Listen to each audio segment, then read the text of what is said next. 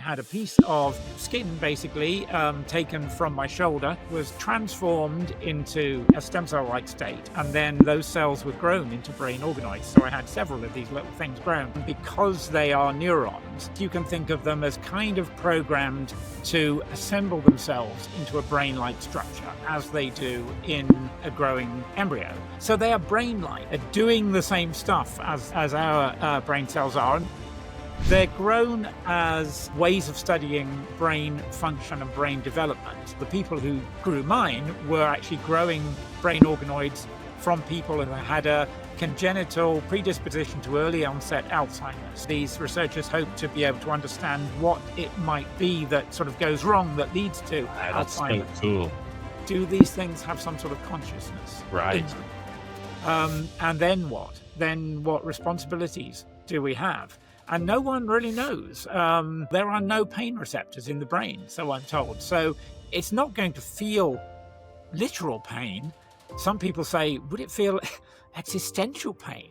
I mean, what does that even, how do you think about that? Some people have suggested that we might get soon to a stage where brain organoids have a kind of legal guardian. Philip Ball is one of the most respected science writers alive, a former editor at Nature for 20 years and the author of over 30 science books, many of which are bestsellers and award-winning, that stretch topics like quantum physics, consciousness, synthetic biology, and the bizarre frontiers of life itself. He's written How Life Works, The Book of Minds, Beyond Weird, and just casually grew a mini brain organoid from his own skin. Yes, his own brain tissue in a dish. This episode is packed end to end with the biggest questions in science. What is life? What is a mind? What is consciousness? What is reality? And are we already growing conscious entities in the lab?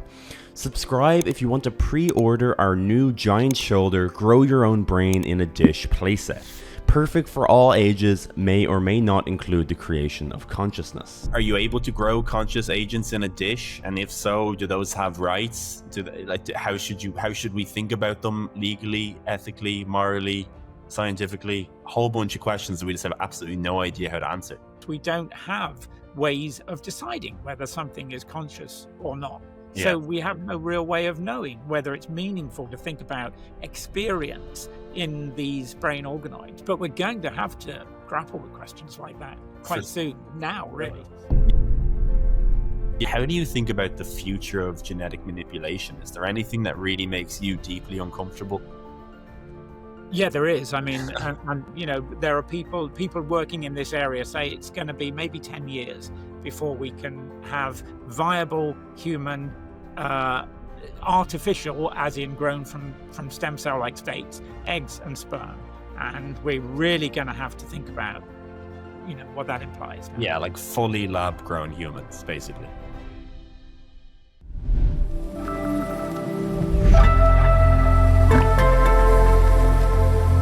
Philip Ball, how many science books have you written? It depends how you count them, is the stage we're at now. But I've got a feeling that the one I'm working on is either going to be number 30 or 31, something like that. It's staggering. The kind of topics that you've covered are quantum mechanics, the biology of cells, the nature of consciousness, minds, and AI, synthetic life, music and the brain, molecular chemistry, materials science, the physics of society, the ethics of science under totalitarian regimes. That's a topical one at the moment, maybe. Pattern formation in nature, invisibility, modern myth making, and the cultural history of dyes and color. It's just an insane breadth of topics. Did I miss any there? I mean, there are more. I wrote a cultural history of China and a history of Gothic cathedrals in the 12th century and 13th century. But, these things come along. How did you become such a prolific writer? Well, I became a writer. In a sense, it sounds like the pretentious thing to say, does one become a writer? I've always written since I was little. I think it's more a question that I realized kind of after having done my PhD in physics, this was in the mid 1980s, I realized suddenly that it might be possible to combine writing, which I'd always done, with science, which I'd, been encouraged to study. And so I was lucky enough at that time to get an editorial position at Nature, the science journal. And that opened all kinds of doors. And I worked there for about 20 years, but I realized as I went along that writing was really what I wanted to try to do. So I went gradually more and more part-time until I became totally freelance. So I kind of wandered into it. There was never any plan to it. There was certainly no framework back then for thinking about how to become a science writer. Nowadays there are kind of science communication courses that people can do and that are very good and very useful. But then it was all about learning on the job and taking a random walk to here. Do you have multiple books on the go at once? Because I think if you look back at the dates of when these were published, like it looks like you have 1 to 2 books published every year for like the last 20 years, which again is just a staggering statement to say. You must have a few of them on the go, or do you just sink yourself 100% into one project, finish it off, publish it, and then on to the next? The second of those would be the sensible way to do it, and that's what I used to do. But for some reason, I've let myself drift into this crazy position where I generally am working on more than one thing at a time. I mean, I'm just bringing out a book in September, actually, as well as working on the one that I'm currently writing. So they do tend to overlap. I mean, having said that, it takes a year between finishing the draft of a book and it actually appearing on the bookshelves. And in that time, I can be well engrossed in the next book along. So they would overlap in any event. But yeah, I've got this habit of doing more than one at the same time now. And how do you choose what topic to write on? Because again, you've gone from physics, chemistry, biology, and maybe you don't even think about those things necessarily as discrete categories because you just have such a wide breadth of science now that it might not even be as discrete. But how do you choose topics to work on? I think the key criterion I always have is, have I got something to bring to this topic, whatever it is? So I'm not particularly interested in writing about a subject just because it's there and it would be nice to tell people about it. I mean, that's a perfectly good reason for writing a book. But I always feel that in order to really sustain a project, I've got to feel that there's something that I want to say about it that I haven't seen said and that I don't think is going to be said elsewhere. So that was certainly the case for my book on quantum mechanics. I mean, it's kind of the case for all of the books that I choose to write. Beyond that, I suppose I feel I'm lucky enough to be in this position where I can make a living as a freelance writer, and I might as well take advantage of that position to learn new stuff. There are some people who figure they find a field and they make that their field. It might be astronomy or it might be evolutionary biology or something, but I feel I have this opportunity to learn new stuff. That's the fabulous thing about it. That's the thing that draws me to continue doing what I'm doing.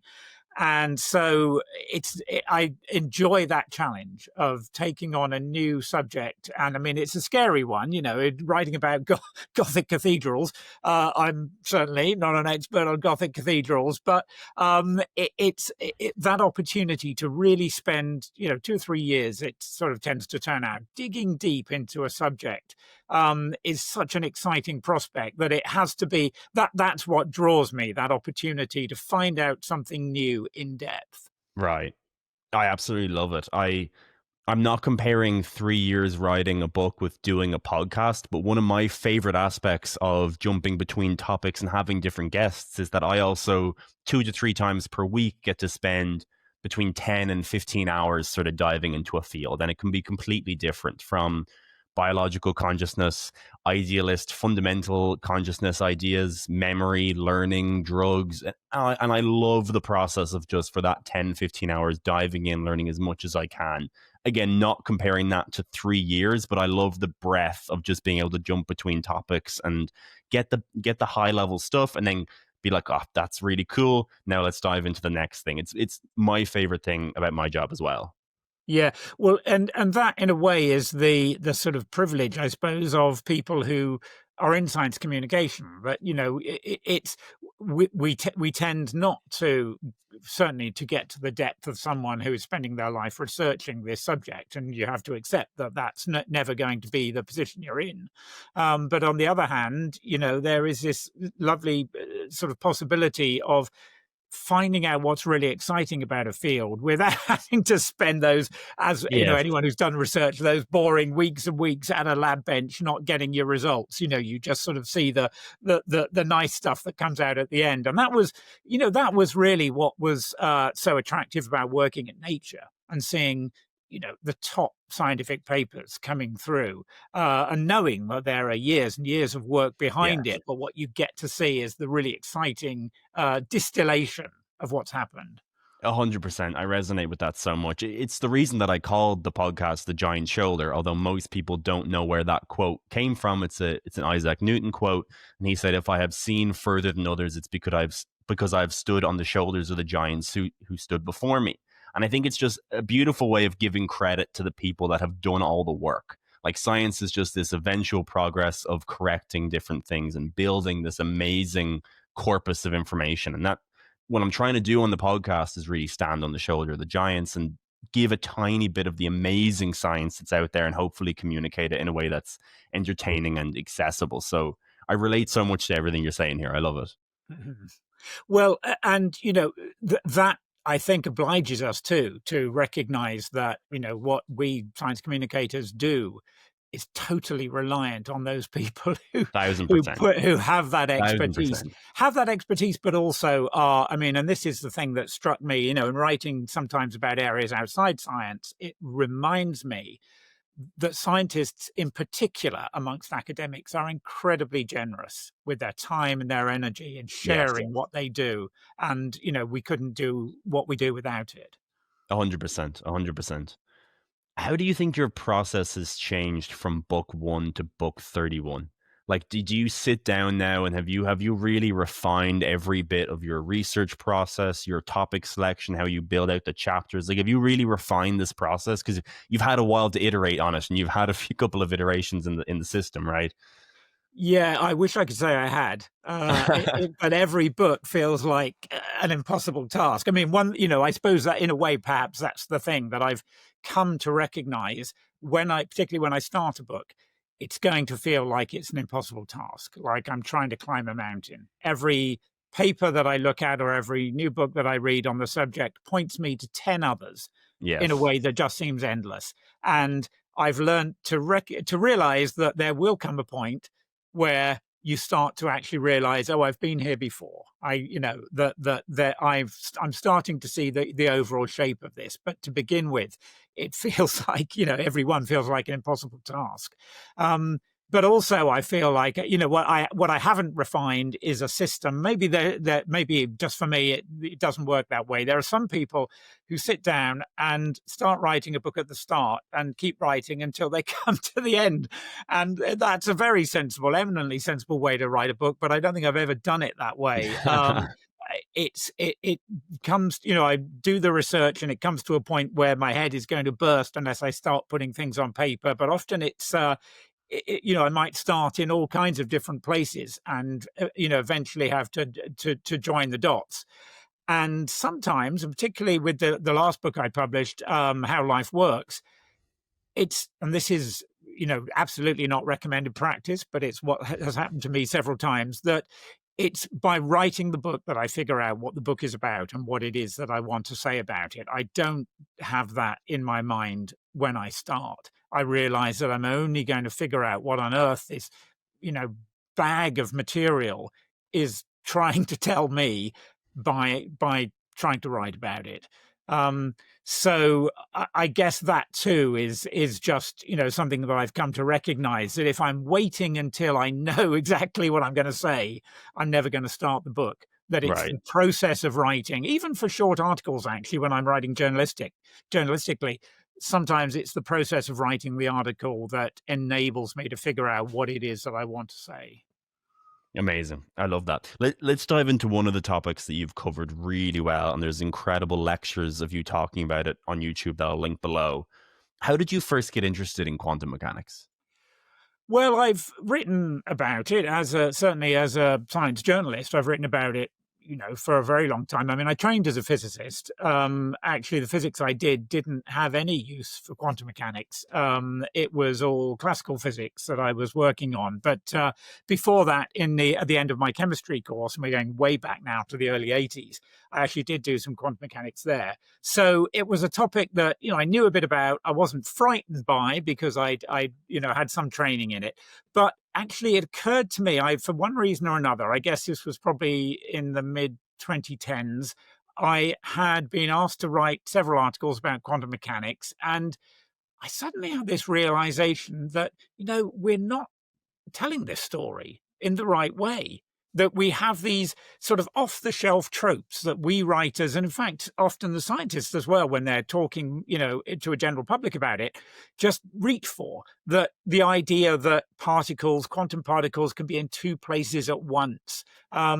These standard sort of metaphors of talking about it that actually aren't quite right, that aren't getting to the core of what quantum mechanics is about. So that was an example of a book where I felt almost with a sinking heart, I suppose, because there are already plenty of popular books about quantum mechanics out there.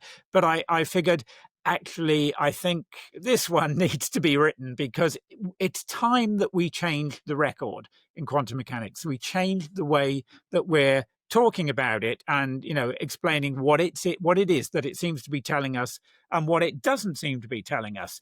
So that was one where, I felt that there was a need for a book that kind of updated where we stand with quantum mechanics.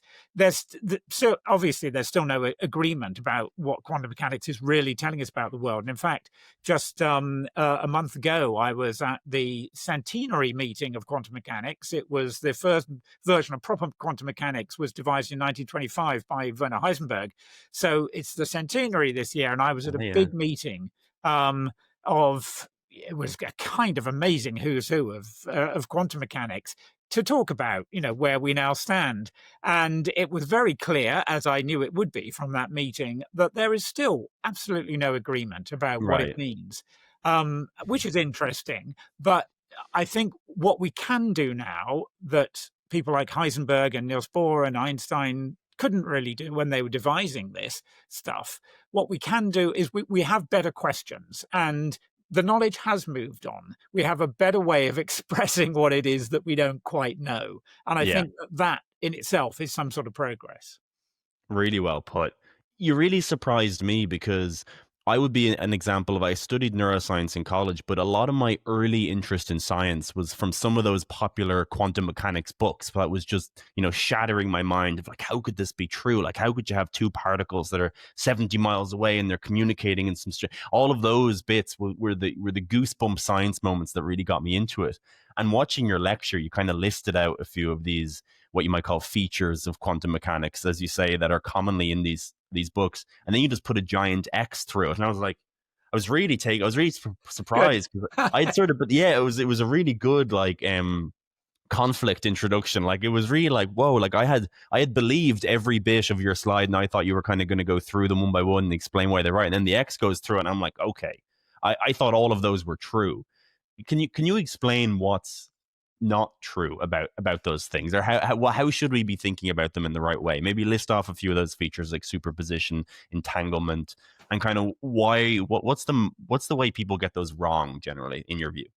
Okay, so superposition in quantum mechanics is this idea that's conventionally explained as a quantum object, like a particle, can be in two different states at once, or two different positions at once. Those are just two different position states. So it can be A and it can also be B. That's the way it's conventionally talked about.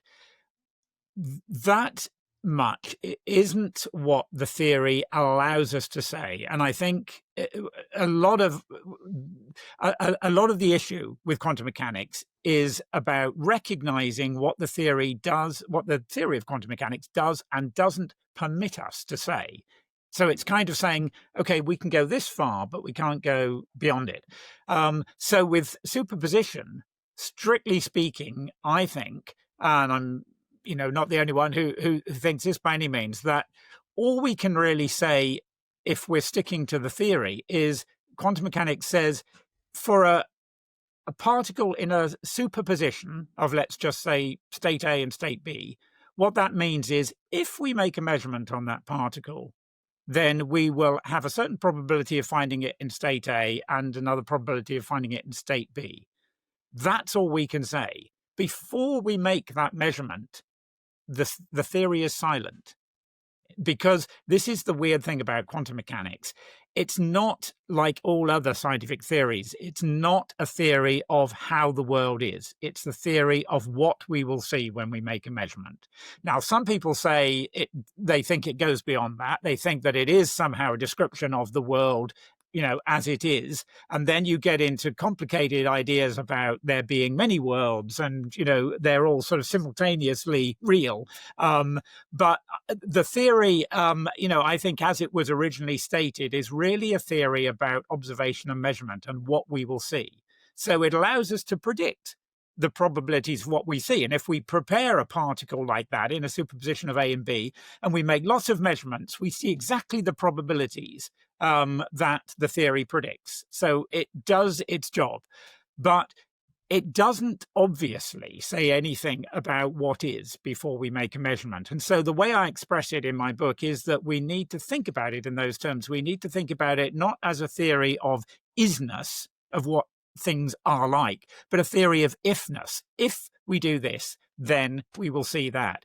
And the same is true. There's this famous experiment, the double slit experiment in quantum mechanics, where you shine a beam of quantum particles. So it could be photons of light, or it could be a beam of electrons at two slits, and they go through, and they're wave-like in some sense. So there's interference between them as they come out of the slits. And on the far side, you see this sort of these bands of light and dark, or of lots of electrons and no electrons, and that's interference. And the question is, if you reduce the intensity of the beam so that only one particle is going through a slit at any one moment, you still get those interference bands. And so the way this is normally talked about is the particle has to go through both slits at once somehow, and then it interferes with itself. But that's a story about what is.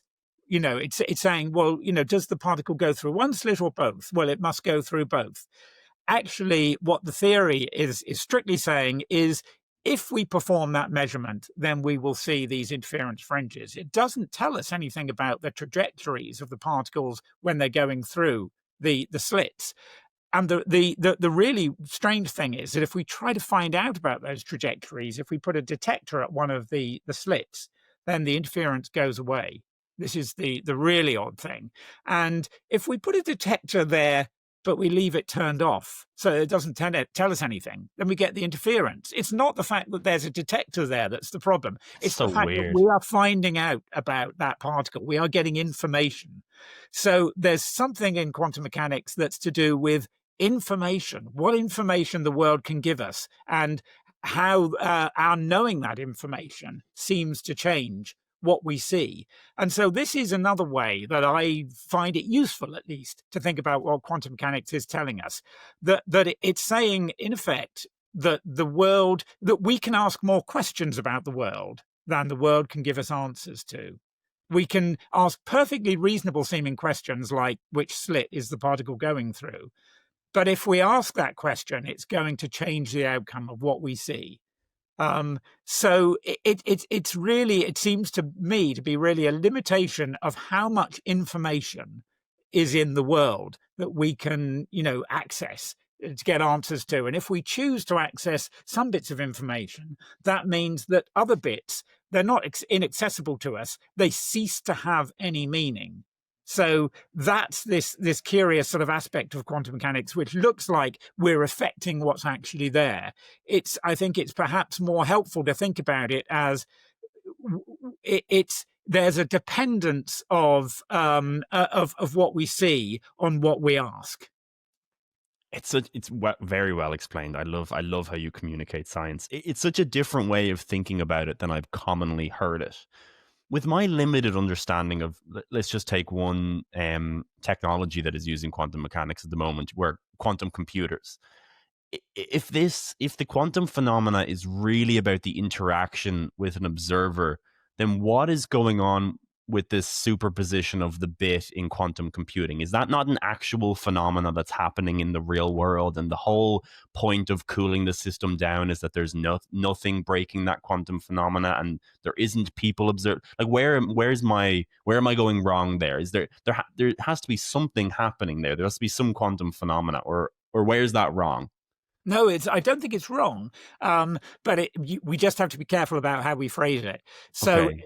that's true that in quantum computers, they make use of, instead of the normal bits that we have in our everyday classical computers, which are, you could think of them as either a 1 or a 0. They're two different states, and they encode information in binary form. In quantum computers, they're quantum bits or qubits, and they can be a 1 and a 0, or all sorts of different superpositions of those two states.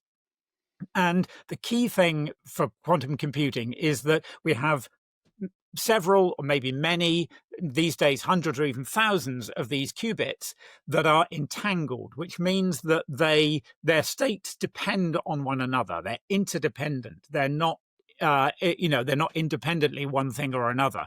And it's that entanglement that enables quantum computing, it seems, to do some jobs more efficiently, some computations more efficiently than classical computers can.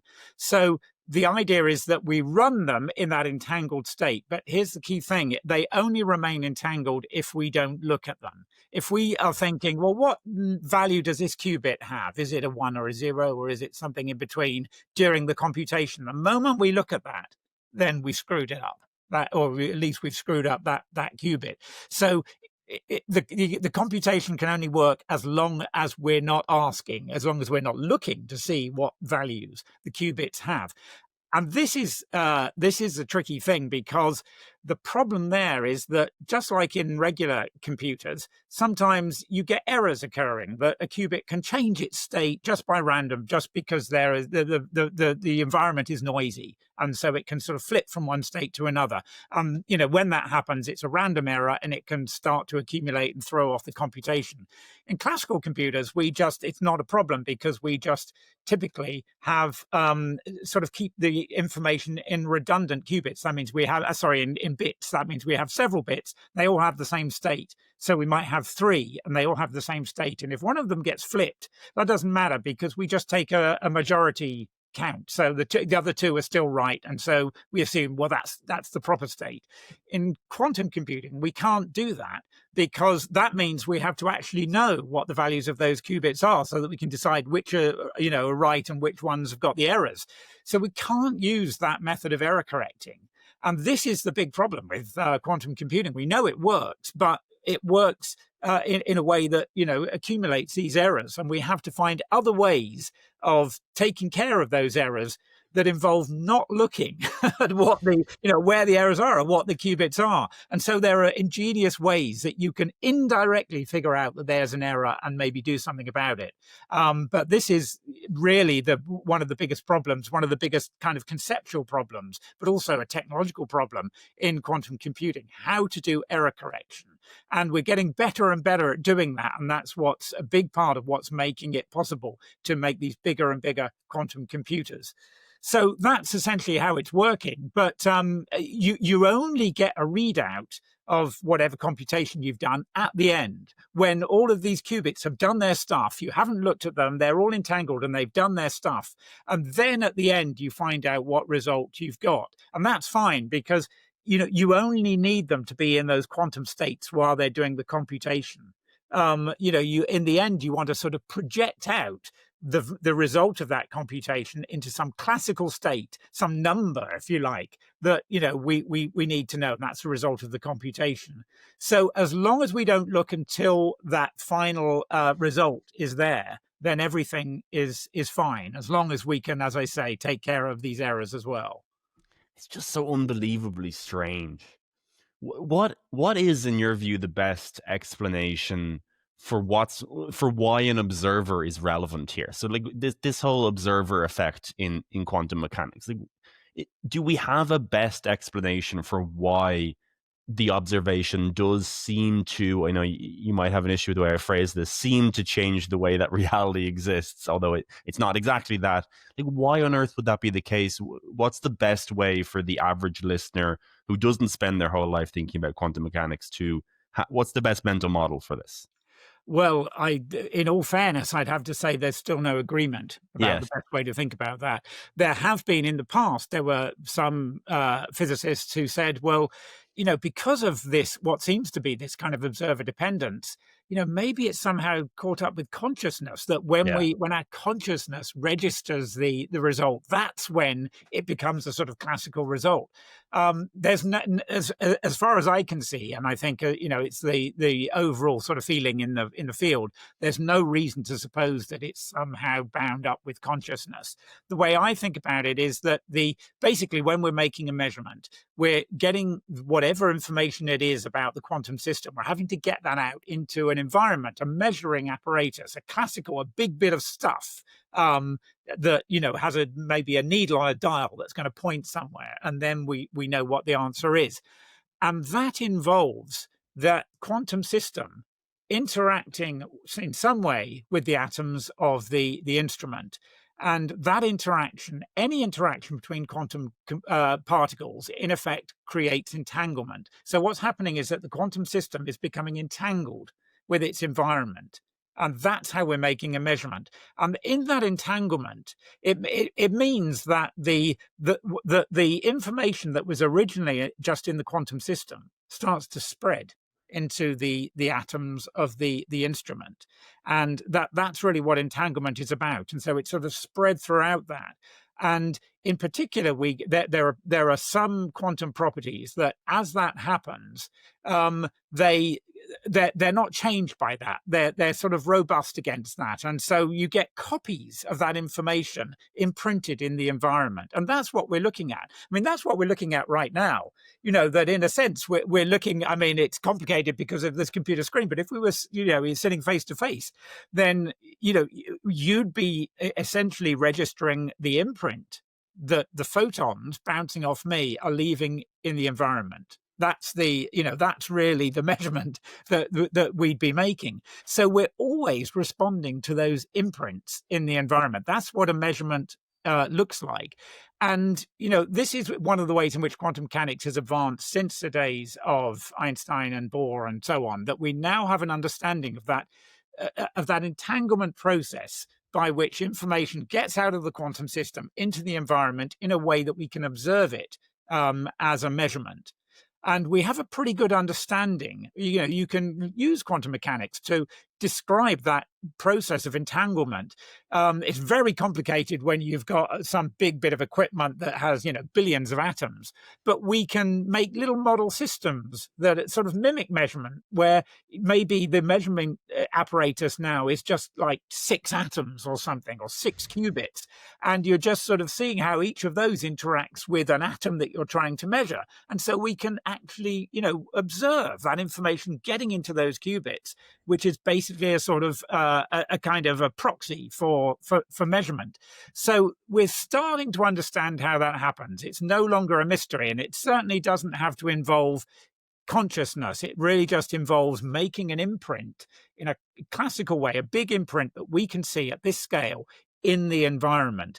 The one thing that remains mysterious about it really is that according to quantum mechanics, all of the possibilities, the possible states that the quantum system has, should be, in principle, capable of making those imprints. Now, there's a theorem that says whatever imprint gets made in the environment, it has to be the same. It has to be the same one. So everyone is going to agree on, what they see. If each of them sees a different imprint, they're all going to be consistent with one another. But the question is, why is it? What determines whether it's the A state or the B state that gets seen? What determines the uniqueness of the outcome? And that's what we still don't really have an understanding of. Why are measurements unique? Why do they show us only one thing? And the many worlds interpretation of quantum mechanics says, well, they don't. They show us everything, but just in a different world. But, other people say, no, that, well, maybe so, but we have no way of, of verifying or testing that. What we see in our world is just a single outcome of any experiment. So really, that's what we have to stick with. And that's what we have to try to understand. I truly hope the listener's brain hurts a little bit less than mine right now. It's such weird stuff. It's really, really hard. It's really complicated. I think you're really good at explaining it. A word that you threw around a couple of times there that may need a definition is information. What is information? And what is the right way to think about information? Because this is also just a really strange one to think about. And I just had someone on the podcast called Dr. James Glatfelder, who's a theoretical physicist and complexity scientist, and he was trying to explain to me how information may be the most fundamental thing, and that didn't make any sense to me. So I'm curious on just how do you think about information? Because how does that piece into everything that you just said there? Yeah, well, this is a contentious thing as well, and I don't think there's any real consensus about that. I mean, one way we can think about information, where if we think about, these qubits or as sort of binary systems, can be a 1 or a 0, or for quantum, anything in between. We can think of information in those terms. That information could be thought of as just it's this or it's that. It's a 1 or it's a 0. And, that's how information is stored in regular computers, just a string of bits, of binary digits, 1 or a 0. And with that, we can encode anything. It's how we encode these images that we see. It's how we encode words in our Word documents.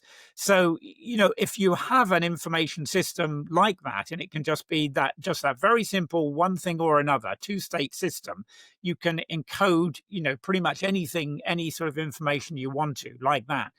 In the same way, actually, that information is literally encoded in the sequence of DNA, where instead of just a two-state system, we have a four-state system. We have 4 different chemical building blocks of DNA, but it's a string, a sequence of those kind of bits of information.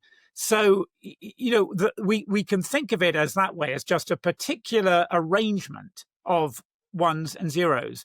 Where it becomes complicated, and this is particularly relevant to thinking about living things, is that information, for us, information tends to come with the sense of meaning. So, the information in a book has meaning to us, whereas if it was a book that was just filled with random letters in a random order, there would be no information in there. I mean, literally, it wouldn't mean anything to us.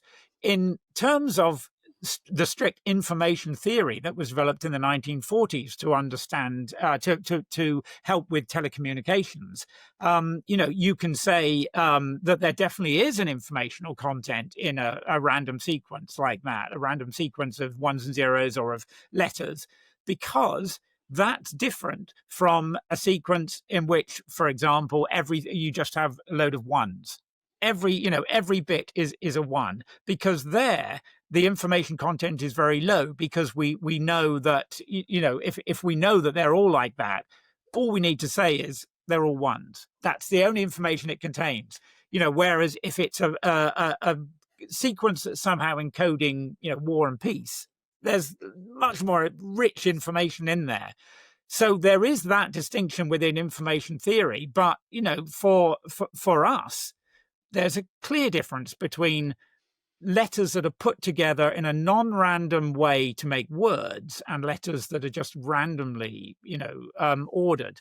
So it's this question of meaning that comes up, certainly for living things. That is the really tricky thing to deal with in information. And we don't actually have a theory about that. We don't have an information theory that is yet able to handle meaning. People are working on that. They've developed ideas about that, but there's no sort of consensus theory about how to deal with meaning. Right. Very, very cool. I think that's relatively okay with me. What's confusing is where information seems to be describing a state, and then you have physicists telling me that information is more primitive than matter.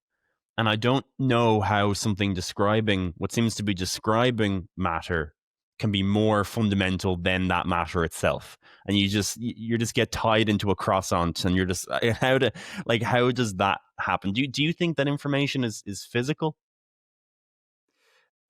There is a sort of well-known theorem in physics that basically, well, it's not really a theorem, but it's a claim that all information is physical, in that it has to be embodied in something.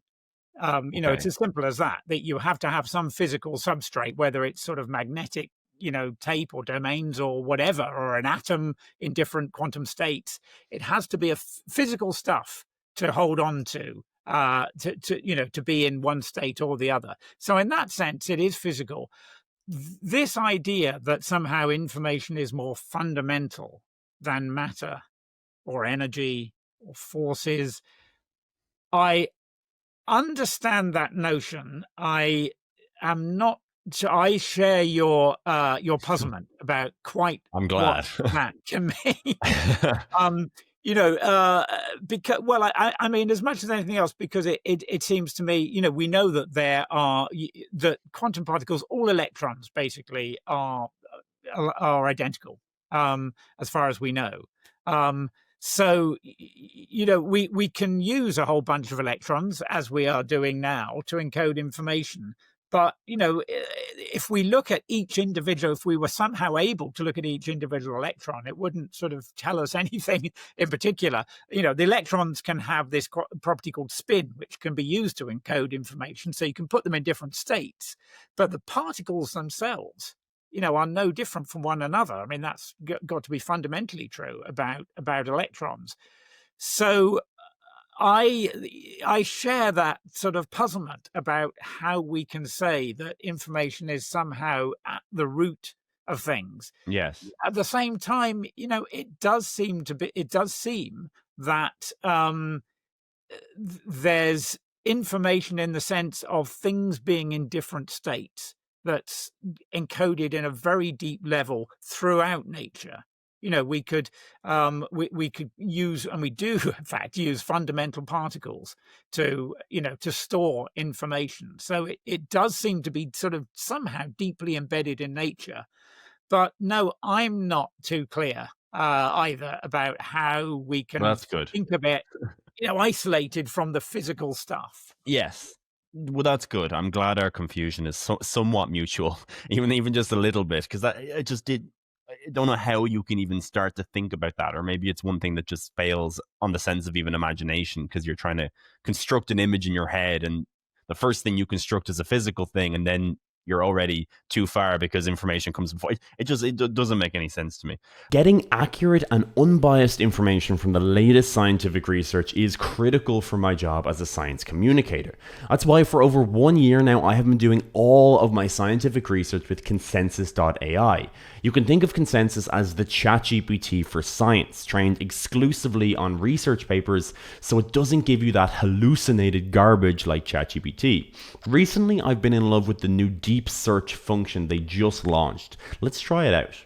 So I needed to learn about brain organoids for a podcast with Philip Ball. Let's run a deep search and see how Consensus helps me understand the entire breadth of a field in literally the shortest time possible. It filters through every paper on brain organoids, giving a really nice intro summary at the top. It comes up with this really interesting question: do brain organoids model human brain development accurately? And gives me a consensus bar on the evidence. It tells you the top contributors in different fields. This is a table I love: claims and evidence. It lists out the most relevant claims to your original search and ranks them by evidence. I mean, seriously, where was this while I was in college? I think that's about 20 hours of work right there in one button click. If you're a scientific researcher, a student in college, or you're simply curious and have questions about science, then I think Consensus AI is a complete no-brainer. And the best news is that you can use my link in the description to get a whole month completely free, so there's really no reason at all not to try it out, and it really supports the channel. Thank you so much. Let's go to quantum biology, another really, really cool field. Firstly, what is quantum biology, and maybe what is in your view the most interesting example of quantum mechanics in a biological system? Well, it was long thought that to see quantum mechanical effects like superposition, we generally have to they're very, you could think of them as very delicate. So you have to cool, an atom down, or isolate it from its surroundings, or stop it interacting with its surroundings in a way that spreads out that quantumness through entanglement, and then it's kind of lost.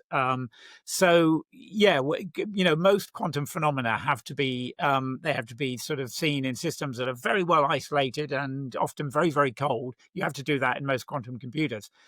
So people figured, well, it's unlikely that effects like that are going to be relevant to biology, which is warm and wet, and noisy, and everything is sort of buzzing around. But some years ago, I guess it was really sort of a couple of decades ago, that this idea started to become of wide interest, that people started to say, well, that may not be so. There were some biological systems where it looked possible that quantum mechanics was playing some sort of role.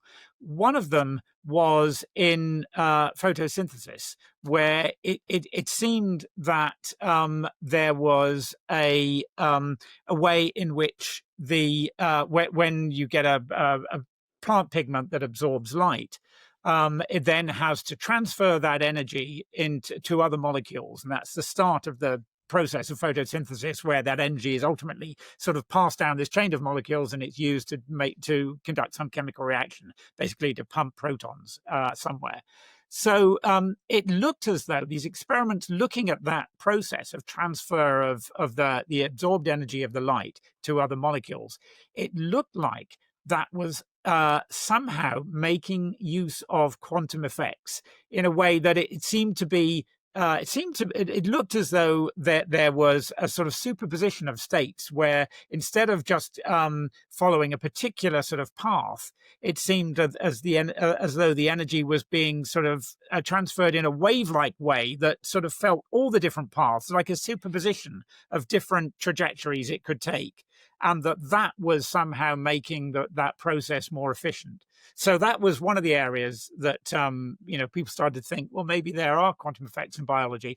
Another was that there's this idea that in some birds that are sensitive to the Earth's magnetic field and use it to navigate, and the European robin is one of these, that how it does this, where it gets its magnetic field sensitivity from, is not fully understood. It seems to be related to particular proteins in the brain of the robin that seem to be sort of magnetically sensitive. But the idea was that basically there were uncharged, unpaired electrons, so free radicals, they're called, in these molecules that are sensitive to the magnetic field, but that they come in pairs that were quantum mechanically entangled.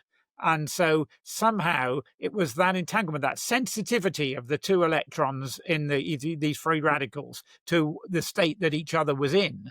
It was that was somehow being involved in this sort of magnetoreception, this sort of sensitivity to magnetic fields. So, there were one or two ideas like that. Other people were suggesting that a process called quantum tunneling, where a particle seems to be able to get over an energy barrier, or it actually sort of seems to tunnel through the barrier, even though it doesn't have enough energy, sort of classically speaking, to get past the barrier. It sort of tunnels through. Some people thought that process was also happening in biology. All of those systems have been looked at in detail. And I have to say, I was really interested, and I still am interested in quantum biology, but I have to say it's slightly gone off the boil, I think, in that the closer we've looked at some of those systems, like the photosynthesis one, the less it looked like it was real quantum mechanical superposition that was involved in that transfer of energy. With the magnetoreception of the robin and other birds, it seems like it might be possible that something like entanglement is going on, but it's not too clear whether it's really that or whether it's just some classical chemical effect. The one area in biology where I think it is well established that quantum mechanical effects are real is in that there are many biochemical reactions that involve a protein of some sort, an enzyme of some sort, helping a hydrogen ion to move from one place to another. Sometimes the enzyme might sort of take the hydrogen ion, or it might transfer it somewhere else, or it might just catalyze that sort of movement.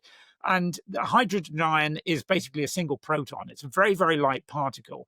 And because it's so light, it seems at least conceivable that this quantum mechanical effect of tunneling might even still happen at room temperature in the messy, the warm messiness of biology. And in fact, it seems there's now very strong evidence that really does happen.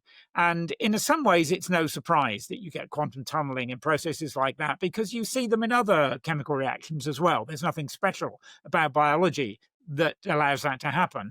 The key thing about it is that when you get tunneling, it allows the proton to sort of hop from one place to another more efficiently, because it can sort of get through this barrier than you would expect if you were just thinking about it as a classical process. So, it seems to improve the efficiency of proton transfer. So, that does seem to be a kind of version of quantum biology. The big question is whether nature evolution has been able to take advantage of that process and has somehow sort of geared these proton transfer enzymes in a way that allows them to take advantage of quantum tunneling, or whether it's just something that happens because it happens, in chemical reactions of this sort. So whether there's any adaptive advantage to those quantum effects is still an open question. And as far as I can see, there's no proof that it is. So it may be just a sort of epiphenomenon of biology rather than something, rather than evolution making use of quantum mechanics. Interesting. Very, very interesting. I just spoke to John Joe McFadden on the podcast, who is one of the co-authors of Life on the Edge, which was one of those first sort of big popular science books on quantum biology, and those examples that you gave there were also in the book, and it blew my mind that could be possible, especially the bird migration. Explain to me exactly how the process works where they first get evidence that it might be a quantum phenomena. Does that kind of emerge from the maths? Are you just doing maths on paper, kind of figuring out, okay, the photon, it's captured by the chloroplast, and then you kind of keep doing the maths and eventually you get something that looks quantum? I'm not really clear on how you figure out if a system in biology is using quantum mechanics. Is that a mathematical emerging thing that you see? It really depends on the phenomenon you're looking at. Okay. And I mean, I'm certainly not expert in the details of how they do it, but I know that in the photosynthetic example, it came about from spectroscopy experiments, where they were able to look, in great detail and very fast at how that energy transfer was working. And, how the energy was sort of hopping in packets, if you like, between this molecule and that molecule. And, it was using this technique of spectroscopy, where you're basically using now these days lasers to sort of shine light and see how that sort of affects the process, or to see how the light is absorbed or re-emitted. And that tells you something about how the process is happening, how the energy transfer is happening. Right. Whereas for example, looking for tunneling of hydrogen ions, there it's very much about looking to see whether, if you change the hydrogen ion for a deuterium ion, which is an isotope of hydrogen that has a neutron as well as a proton, that makes it twice as heavy as a normal hydrogen ion. If you change the hydrogen ion for a deuterium ion, chemically it's no different. But because it's twice as massive, that is predicted to change the tunneling rates in a particular way, because the tunneling rate should be very sensitive to the mass. And so you can look to see what difference it makes to the kinetics, the rate at which those reactions happen. And from that, you can figure out if there's tunneling happening or not. Very cool. I wasn't sure how that worked at all. I wasn't sure how inconclusive it was either. I mean, I should have just assumed. I mean, it's quantum mechanics, so it's all inconclusive. But I didn't know exactly how you're getting those signals that within the system it looks quantum. I wasn't really sure if that just emerged from the maths, or was it a specific thing that you discover and then it kind of seems more quantum than classical, or exactly how you deduced from that if the system was using quantum mechanics. So that's cleared up something for me. Right. Yeah. I mean, as I said, generally it comes from experiments, and it comes from figuring out what the experiment should show, if this is purely a classical process or if Yes. it's somehow a quantum process. Right, because both theories sort of make predictions about how the system should operate and change over time. Yeah, exactly that. Yeah. Very cool. What do you think about the theories of consciousness that are the quantum theories of consciousness, I should say, set out by Roger Penrose and Stuart Hameroff? Are you sort of a believer in these? What do you think? What do you think about those ideas? I don't believe them. I'm afraid, as simple as that, because I have seen no evidence whatsoever that persuades me that they should have anything to that quantum effects should have anything to do with with cognition. The idea, it generally seems to revolve around these structures, these protein filaments called microtubules. That exist in cells, including neurons, and the idea is that somehow there are quantum effects within these microtubules, and some say they're quantum effects that involve the water molecules around the microtubules, and that somehow those are involved, and that somehow these get translated into the way that the neurons fire or something. And I'm not saying that, I don't think I'm saying that entirely out of ignorance. I think I'm partly at least saying it because I don't think those details are ever really spelled out. How you get from something quantum, a sort of quantum, vibration happening in a microtubule or in the water around it, to something that affects the way our brains work and the consciousness of an event. I have never seen that spelt out clearly. I don't think Roger Penrose has ever. I don't think either of them has really done that. Yeah. So there are sort of vague plausibility arguments for how the two are connected, but I've never seen that. So that alone makes me feel I don't think it's a fully worked out idea. But also I have seen no evidence that there are any sorts of quantum effects even happening in microtubules. There's no reason to suspect that, and we would suspect, again, because of the warm wetness of biology, in a case like that where these are, relatively speaking, pretty sort of massive molecular things, you wouldn't expect quantum effects to register there, and we haven't seen any. So. Right. Yeah, I just see no experimental reason and no theoretical reason either to imagine that the two are related. Right. I constantly see Stuart Hameroff on X commenting on all of these consciousness threads with extreme confidence and using more incomprehensible language than he should win an award for the most complicated sentences he's constructing in these. And there's just so many phrases that I just have absolutely no idea what he's talking about. And he speaks with such confidence on the idea. I'd love to talk to him directly Roger Penrose as well, just directly, because I've never really understood it either. I actually gave a presentation on it in college, but that doesn't mean I understood what the hell I was talking about. I don't think many people, if anyone, does. I mean, I've had some interactions with Stuart, and he's very assertive about his views, but in a way that I'm afraid simply hasn't persuaded me that there's anything in it. How do you think about consciousness? Oh, with great caution, I suppose. But also as an agnostic, I don't have any particular affiliation for any of these many ideas that are out there. I follow them with interest, for sure. I feel that all of them struggle with the subjective nature of consciousness, with the fact that we don't have a clear definition of consciousness. And I think a lot, at least many of the proponents of these theories would agree that it's such a nebulous subject. Well, maybe not nebulous, but it's one that's very hard to formulate or to operationalize, kind of because we're inside it.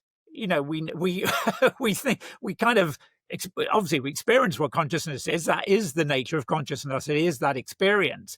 But there is no clear way of relating it to what the brain is doing. So, the idea that certainly that Christoph Koch and Francis Crick were working with that there should be neural correlates of consciousness. There should be bits of our brain that are activated when we are consciousness and that aren't when we're not.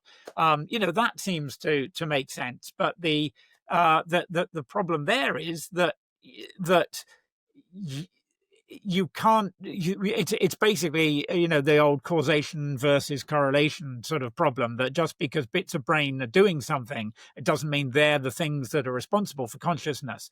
There is an idea. Mark Solms has this idea that actually the seat of consciousness is in the what's often called the primitive brain. The brain stem, really, and the problem there is that actually if the brain stem is damaged, then it's like pulling the plug on the fridge. So it's like if you cut the cord of your fridge, that doesn't mean the cord is what's making the fridge colder.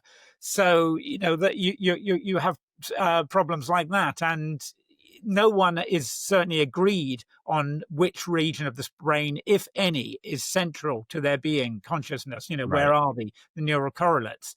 So it's such a difficult problem even to formalize. And for that reason, I have some sympathy with the idea that Christoph and his collaborators have Giulio Cenoni have come forward this idea of integrated information theory, Yes, which tries to start with the phenomenology of consciousness, of saying, well, we have to start with what it is as an experience, that it's unified as an experience, for example, and tries to sort of work from there. It's almost like a sort of modern day phenomenology, starting from experience. I totally understand the motivation for doing that, because that's how consciousness manifests itself. But it then becomes very, very hard to find a route from that experience to something that you can operationalize and turn into a mathematical theory that you can test. yes. So this is, the problem that all theories of consciousness are up against. So I follow it as an outsider with interest, but without any commitment to a particular point of view. And another point there is that we now have so many evidence from neuroscience that just because something seems a particular way does not mean that it is. Our perception, basically every form of our perception, is fooling us into believing that there is an objective world out there, that we are the photons are hitting our eyes, and that our visual perception accurately relays what is out there in again some sort of objective sense. But I think more current perception research is really showing us that we're creating constructed models of the world first, and perception is kind of correcting against that. And I love optical illusions and stuff, and optical illusions kind of trick our visual system and kind of display that in, I think, a really cool way. I'm actually by chance speaking to Mark Solms tomorrow. By chance, so I'll bring forward your objections. I haven't been able to start researching for that podcast because I was so occupied by your 33 books. But I'm excited to speak to him to hear what he says about that. Well, Mark's ideas, they go a lot deeper than that. I mean, I've by no means done them justice. He has some really interesting arguments for why he thinks this. So, you'll have a great conversation for sure. But yeah, that is one of the worries I have. Yeah. So it's very interesting to me that you say you're a bystander in this consciousness debate, but you wrote a whole book about minds. And to me, the way you define minds is actually exactly how I define consciousness. So I'm curious in how you differentiate those things. How do you think about minds and consciousness, and what are the differences between those two concepts in your mind? Yeah. No, it is a good. I mean, I do. I start the book, I think, saying, we got to. If I'm going to write a book about minds, I have to give you some idea of what I'm talking about. And so I say, well, I'm going to treat a mind as though it is, to say something has a mind is to say that there is something it is like to be that thing. So, Yes. I don't think my coffee cup has a mind, because I don't think it means anything to say, what is it like to be this mug? I do think it means something to say, what is it like to be an ant? Does it mean something to ask what it's like to be a tree or to be a bacterium? I don't know. It doesn't seem inconceivable to me that there may be some way we can talk meaningfully about that. But in all honesty, I phrased it that way so that I would have something to talk about, and so that I could, then develop that idea, because I I certainly wouldn't advance it as a definition we should stick to of what a mind is. I do think that it helps to make the distinction, for example, between the way we're working and the way birds are working, and what a laptop is doing or what these computers are doing. I don't think it means anything to say that they have minds, because I don't believe there is any reason to think that there is something it is like to be these computer circuits. Some people might disagree with that, but it was a starting point. And really what I wanted to do was to get from there to the way I think it's more useful to think about minds as having that there's, and actually the way I think it's more useful to think about consciousness as neither of them is a single thing, is a single property, is something that we have more or less of in this vessel of our heads. That it's a multidimensional thing. There are many different aspects of mind. And if we can start to identify what some of those might be, so I think, for example, probably every kind of mind has to have something like memory. And even people who have the conditions where they have lost their short-term memory, or they are still able to function in the world, to move about, because they have memory, they have somatic memory. So, memory might be one. We could think of a degree of awareness or consciousness, or however we want to talk about it, to be another aspect of mind. And in the end, what I wanted to do was to think about this, and it wasn't my idea. It really comes from a computer scientist called Aaron Sloman, who talked about this in the 1980s, a space of possible minds in which we can start to sort of see where different kinds of things that we might think of as mind-like exist. And everything can be put in there. We can put a brick in there, even if we're putting it, as we probably should do, put it at the origin of the axis at zero, with everything. It has no real properties of mind. But then we can compare things to that. We can put computers in there because they do have memory. They and I think rather than in the end saying, here's the boundary of things that have mind, and everything outside of it doesn't, I think it's more useful to think, where are different entities, complex entities in that space? What attributes do they have that we could think of as being mind-like in some sense, and how do they compare to each other? And so, for example, there's a little cluster somewhere of human minds, because they're not all identical. They have different attributes, but they're all pretty similar. There are bird minds somewhere in there. And I think actually birds are really interesting because they're scattered all over the place. Some birds are sort of mind blind to things that other birds can see in some sense, including magnetic fields. Not all birds have that sort of magnetic sense. So that's really what I wanted to get at, to, not really have a definition of minds, but have a framework for thinking about what mind could be. Yeah. No, I think it's a good framework. I would love to see like 1,000 neuroscientists, philosophers of mind, scientists in general, just going through and plotting items on that graph and just seeing the wrestling match emerge from it as people start arguing different points. It's interesting though, because again, the definition you give for minds sounds very like, I was lucky enough to have Peter Godfrey Smith on the podcast, who wrote Other Minds, right? And I think that's the exact definition he would give for consciousness, which is like an experience of what it is like to be something, a subjective sense of agency. But you seem to be very specifically using minds and not consciousness, and consciousness is a feature of minds, but there's some difference there. So I'm kind of curious, where's that strict line between them? Are they the same thing, or are you saying consciousness is something a little bit different? I guess I'm saying that some degree of awareness or experience I suspect it makes sense to think of that as a property that all minds would have to have. So, that's why we can put computers on that space, in that space, Yeah. but it would be, in my view, at least, at zero on any kind of consciousness axis. And, then we can say, well, then we choose not to call that mind-like.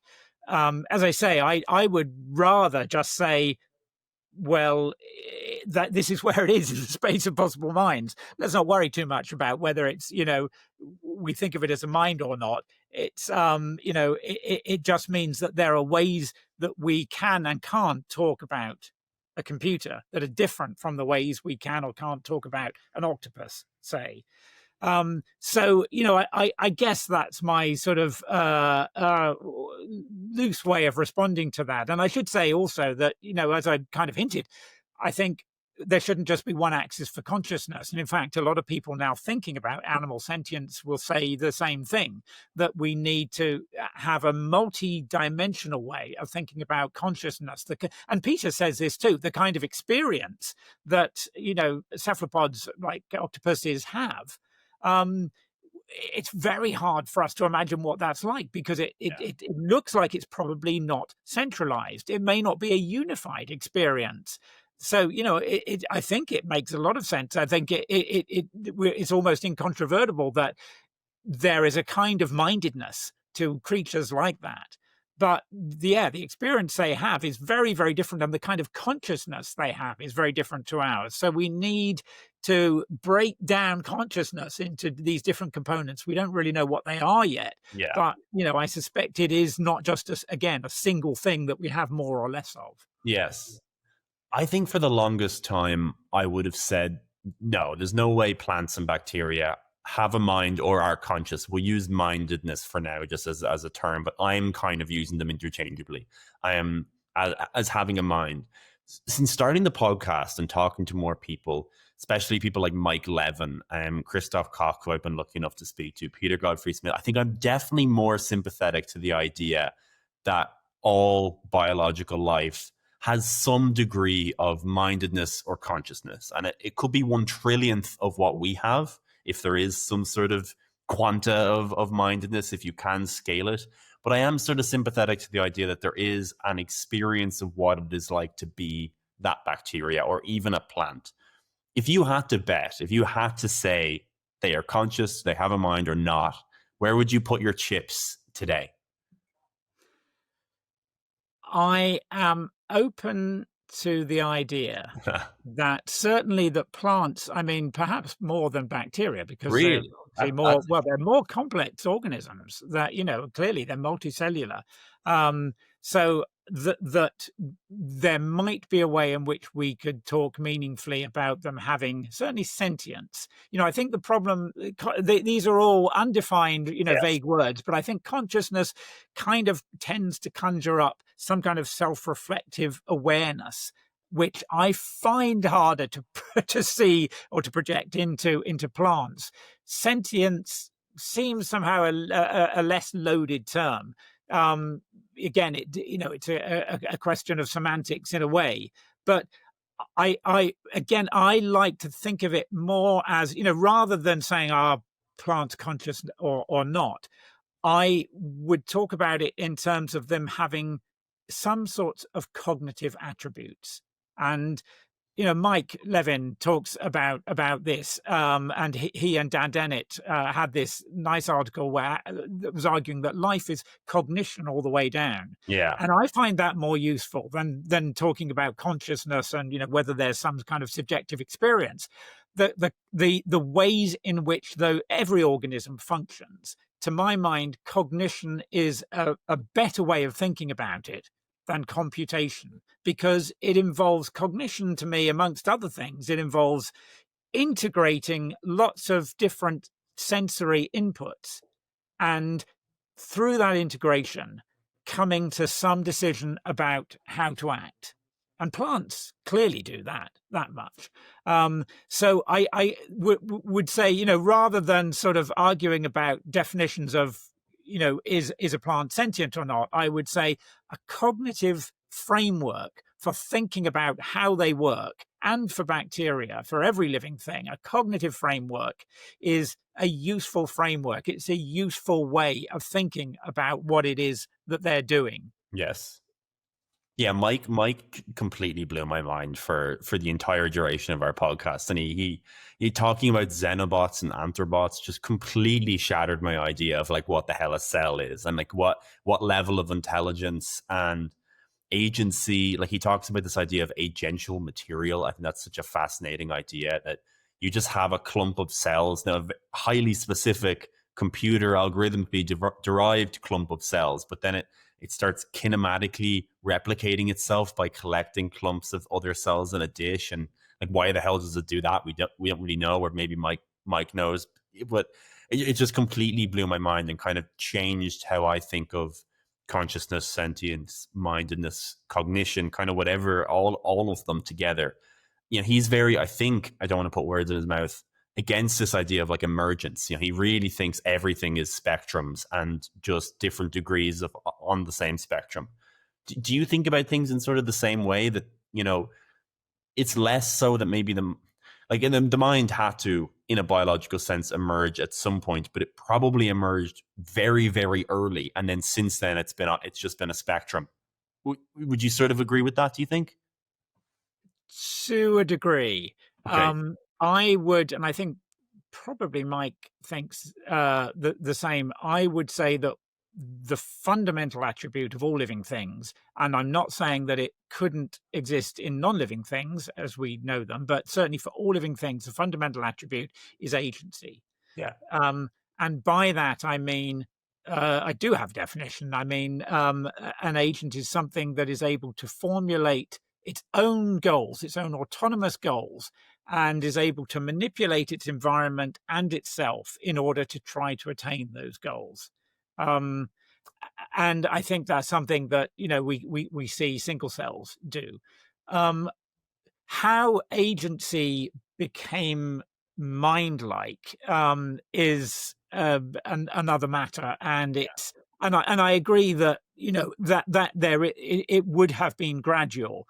There's I don't know if you've spoken to Kevin Mitchell about this. Kevin Mitchell's actually an old professor of mine. He was my neurogenetics professor in college. Fantastic. He was number one on the podcast. That would figure. Huge Absolutely. Well, who better? So I'm very much of the same school as Kevin in this. He has this fantastic book, Free Agents, which describes that process of how agency could have led to something that we could recognize more readily as mindedness. Yes. And I absolutely think that's the way it happened. I suspect Kevin would agree with this. I suspect that it didn't happen entirely gradually, as evolution didn't generally. Yeah. There were jumps, there were thresholds. When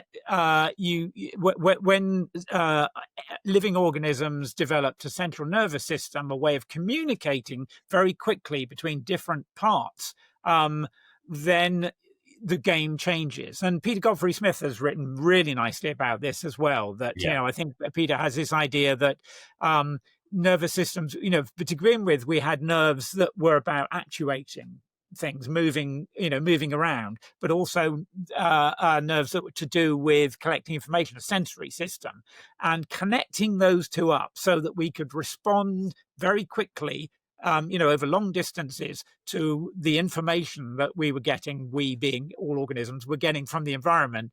That was a game changer. Yeah. And that really changed the lifestyles of organisms, and it meant that there were implications for predation and for getting away from predators and so forth.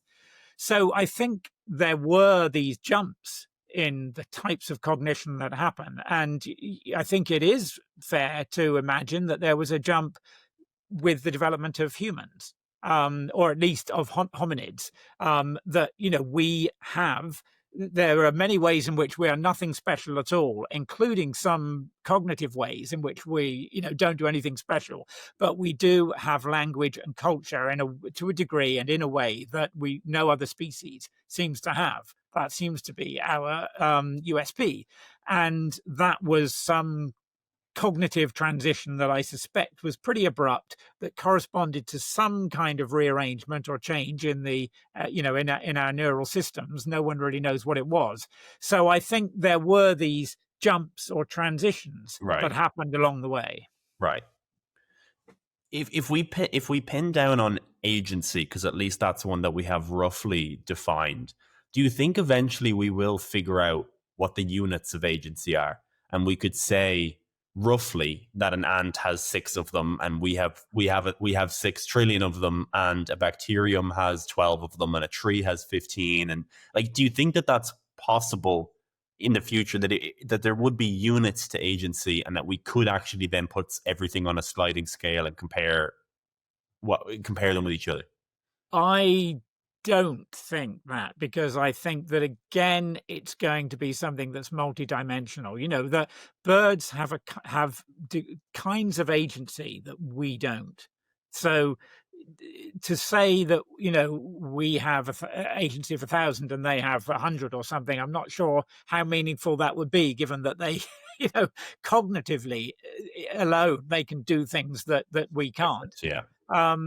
So yeah, I'm not sure that it's something that is going to be quantified by a single number. I think what I do think might be possible is to have some kind of theoretical framework for thinking about agency. And I actually think that there's more likelihood that we'll make progress in that, and in having an agreed definition of agency and having some theoretical understanding of how that arises, than that we will find agreement about what life means. I think that's one of the reasons why I kind of pushed for taking agency seriously in biology, because I think that it's a much more operationalizable idea than life. Life seems to me to be fairly arbitrary. For example, we talk about, there's always arguments about whether viruses are alive or not. I'm not that interested in whether where we decide to put them. I think it makes more sense to say, when viruses are in a host, they have agency. When they're not, they're kind of inert packages of nucleic acids and proteins. Yeah. No, I agree. Philosophers can kind of talk themselves into knots, but having an engineering perspective on things lets you outright state hypotheses and then just test them experimentally, which is a lot more productive. Not that philosophers aren't productive and aren't extremely useful to the whole process. The way I sort of think about it, and I'm curious in your thoughts, is that it's really about integrating a subjective experience, right? And the way that you possibly could have them all on the same scale is like how many features they're integrating into that subjective experience. So we're integrating an immensely long laundry list of memories, interoceptive readings, sensory experience. Like it's just an infinitely, exhaustingly long list that we somehow integrate into one cohesive subjective experience. And it's completely marvelous that it's completely seamless. Birds are also integrating a certain amount of features, and birds isn't just one thing, right? You'd have to have all the different birds and then you'd rank them accordingly. But you could feasibly put everything on the same scale of like, how many features are they integrating into their subjective experience? And maybe that's a way of quantifying us versus bacteria versus pineapples. I don't know if that's true, but it's kind of just how I'm conceptualizing it at the moment. Yeah, I think that's a very good way of doing it. And it may well work out that that's a useful way of getting some sort of quantitative handle on it. I mean, I suppose what I can imagine is that we might find conflicts between, for example, the amount of memory or the length of memory that some organisms are able to draw on, and the diversity of sensory information that they're able to draw on, and how do we find the balance between for sure. one and the other. But in principle, I think that's a nice way to talk about it. For sure, because we are sort of integrating our entire past into our current experience, so that's quite hard to really quantify, but that's sort of how I conceptualize it. I really love this concept of the Umwelt. You talk about it in your book. Have you ever read a book called Immense World by Ed Young? Oh, Ed Young's books. Beautiful. Yes. Yeah, I love that so much. Describe the concept of an Umwelt, because I just think it's a cool idea. So it's the idea of I think he was maybe a Bohemian or maybe Slovenian. I can't remember his nationality, and I'm not going to pronounce his name properly either. But he was a physiologist, or zoologist called Jakob von Uxhol. And he came up with this idea, the German word Umwelt, which is basically the perceptual world that a creature lives in. And I think of it as what is meaningful to that organism. So, our Umwelt doesn't include the Earth's magnetic field. We're insensitive to it. It's it's there, but it doesn't have any meaning for us. We can't make use of it. It does for some birds. I say in my book, I make the comparison between us and, I'm guessing, but it's something like a shrew, where for a shrew there's kind of open space in its Umwelt, which is kind of dangerous and you don't want to be there, and there is more kind of vegetated space where you can find cover. For us, our Umwelt is, well, this is a forest path, this is a clearing, this is a road. So we make more sort of nuanced distinctions there. So it's basically the things that a creature can sense and can make use of, can make meaning from, in order to come to some decision about actions. Right. Meaning in this sense is sort of dictated by evolution, right? Rather than so like a painter might want more photoreceptors now, and they might want to differentiate the electromagnetic spectrum more now, and that would be meaningful to them now in this moment. But since evolution didn't deem it meaningful as humans were evolving, we only have very few tetrachromats and dichromats in this. So, there's lots of ways that we could make meaning of an expanded perceptual world now, but it wasn't important enough by evolution as we were, throughout history. Yes. Yeah, no, that's right. So, it is clearly possible for our visual system for a visual system like ours to register ultraviolet light.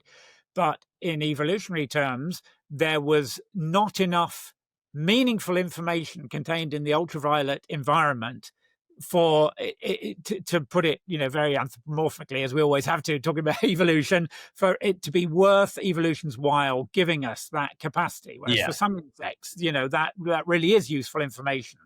So it's basically what the meaningful information is, the information that was going to make a difference to us as organisms trying to survive. Yeah, absolutely. Do you see a future with this is going biotech future stuff, so into the very, very hypothetical realm, but I'm always curious to hear people's perspectives on this. Like, do you think it's conceivable to capture the Umwelt of a different organism and, introduce that into the human brain in some way? Let's say even maybe human to human first is easier to conceive of than the Umwelt of a bat into a human. You might just go insane immediately because that doesn't make any sense. But do you think it's conceivable that we could achieve the Umwelt of another human by somehow capturing that activity in the brain and then, neural implants, etc., whatever hypothetical future neural technology development? I mean, this is the philosopher Thomas Nagel's question of what it means to be a bat, and I guess I feel much the same way as he did about that it would be certainly within the realms of possibility, even now, to give us sonar sensitivity of the kind that bats have, but that's not giving us bat-like minds, because we don't have the bat's way of it doesn't mean to us what it would mean for a bat, and it never will, because we don't have the same kinds of brains as bats. So it's certainly not about, and I mean, we have, just recently there was this Chinese team that has made contact lenses with infrared sensitivity, which look fantastic. I don't know if you've come across this. No, I haven't. No, so you can put them in and you can see infrared, and I'd love to have a go at that, because cool. I think some snakes can see infrared, so they can sort of hunt in dim light. So we can extend our sensory range. but that's not quite the same as giving us the Umwelt of another creature, because we, aren't going to have those brains. We're always going to be processing that information as humans with the Umwelt that evolution has given us. So I don't see any easy way of getting beyond that, or whether it would be useful to even want to try. Yeah, I think it's mainly just theoretically interesting, but I think it's not just the bat's brain that we would need, though, right? Because I think we'd also need the bat's body, because a lot of what the brain does is regulate the resources of the body, right? So, like, if we were somehow implanting the Umwelt of a bat in us, we would have all this information about regulating the wingspan and regulating how the wings work, but we don't have wings. So it'd be like, what is that? How do we make sense of that information? You also sort of need to somehow implant the actual body plan, I would think, to interpret the signals of the brain, because again, what the brain does is primarily is really balance the resources of the body. Yeah, absolutely. And this is something I'm glad you've talked about this, Evan, because it's something we haven't talked about enough so far. The embodied nature of experience and of consciousness. I mean, this is something that Anil Seth, I bet you've talked to him as well, is very good at. Absolute legend, yeah. But we tend to have this idea that we've got this brain that does all our cognition and our consciousness, and then it controls our body. But actually, the brain is kind of predicated on the kind of body we have. Yes. That we experience things in the way we do because we have a sense of what we can and can't do in the world. So absolutely that I think we can't separate the way the brain works and the way our consciousness works from the embodiment of it. There's a lovely book. I've probably even got it on my shelves here. That is, oh God, I'm not going to be able to see it. So many books. It's called the biological. What's it called? The biological brain. It's I'm sorry. Having said this, I should really. The Biological Mind, wonderful, by Alan Jasinoff, who's at MIT, and it reminds us that the brain is an organ of the body. Yes. And I always try to come back to that idea that we think of it as, this computer that we've got in us, but it's wet and squishy stuff, and it's an organ, and it's, it's developed as a part of our body. Yeah. So that embodiment is crucial.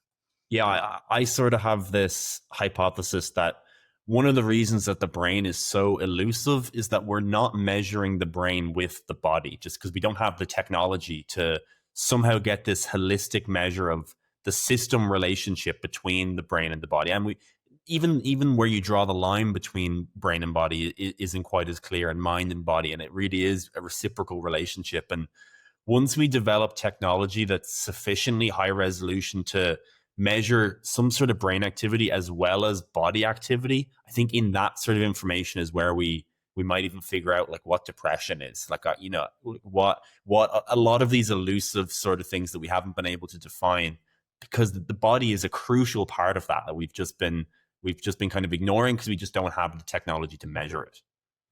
Yeah. And that's also why I'm skeptical about strictly computational models of the brain, because it's an analog system that, part of what goes on depends on what chemical hormones are coming from the body, and the two are interacting all the time. So there are all these analog ways that that our cognition is responding to what the body is doing. Yeah. Peter Godfrey Smith said the exact same. He has this dilemma at the moment where he doesn't want to work with animals because he has such an idea of their consciousness from an ethical and moral perspective. He doesn't want to work on animal models. But then he doesn't believe computational models will work because it's sort of extracting, just one bit of information out of this crucial, really complicated, complex system. So it's a bit of a dilemma how we deal with that going forward. Well, so what some people will say is what we need are brain organoids. Yes, go to this. This is exactly, go to this. Great one. Great pivot. I have this down here. Great pivot. Go into organoids. Okay, so these are structures that are can be grown from human stem cells or stem-like cells. I'll say a bit more about that in a moment. But basically, if you grow them into neurons in a petri dish, well, in a particular gel, they have to be sort of three-dimensional, so they don't just spread over the surface. Then they grow as cells do, and they multiply. But also, because they are neurons, they have, in a sense, you can think of them as kind of programmed to assemble themselves into a brain-like structure, as they do in a growing embryo. Right. They don't have the surrounding tissues of the embryo that are giving them signals to sort of guide them. So, for example, to say, right, you need to grow something here that's going to become the brain stem. They don't have those signals, so they don't. This growing mass won't look just like an embryoid or a fetal brain, but it can look surprisingly, spookily like it in some cases. It also doesn't have, at the moment, vascular tissues, doesn't have a blood supply, so it can only grow so big before the cells inside are starved of oxygen. But there are ways of being able to give it a vascular system, so that in principle we might be able to make these things bigger. So they are brain-like, and these are cells that are signaling to each other. They work. They're doing the same stuff as our brain cells are, and they differentiate as they do in a growing fetus. So you get the different types of neuron, you get structured tissue. And so they have been called, misleadingly really, but understandably, they have been called mini brains, and some of them do look a bit like that. So they're grown as ways of studying brain function and brain development, in humans. So these aren't, these are human cells.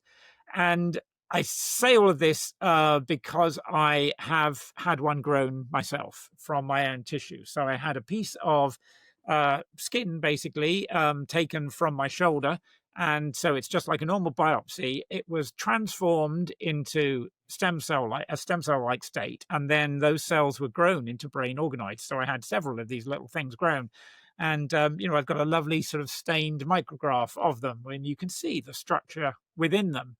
So they could be of fantastic value for medical research. For example, the people who grew mine were actually growing brain organoids from people who had a congenital predisposition to early onset Alzheimer's, so a genetic condition that made that likely to happen.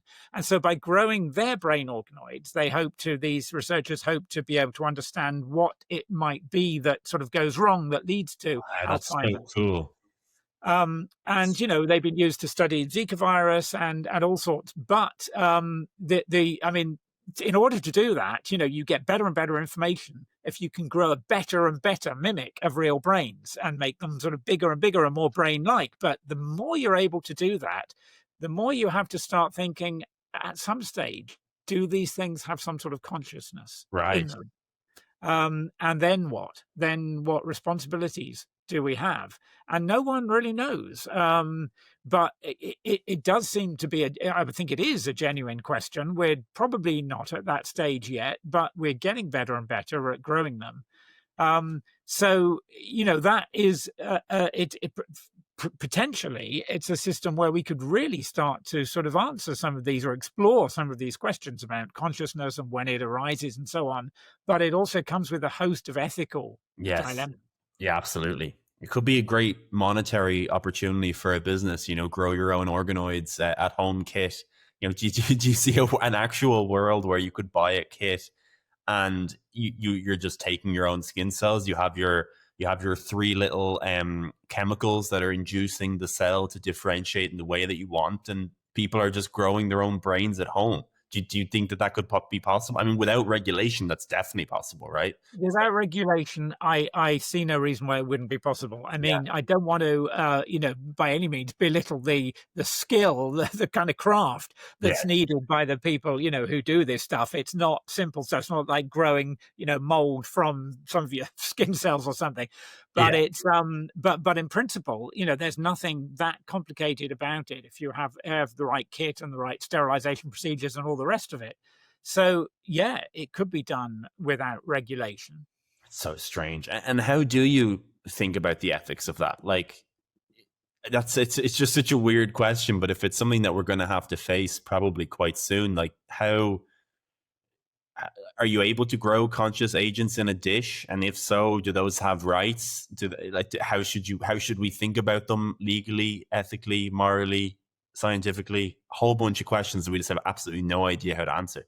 We don't have any framework for thinking about this. I mean, when I had these brain organoids of mine grown, people then asked, how did you feel when they were killed and sliced up for the microscope?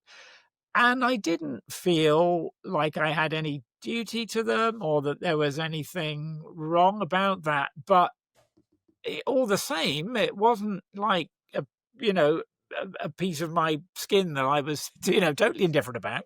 There was something, it was me. It was a bit of, it wasn't me. It was a bit of me, with my DNA that was growing, and that is, in fact, some of these cells are still, as far as I know, in the freezers at UCL.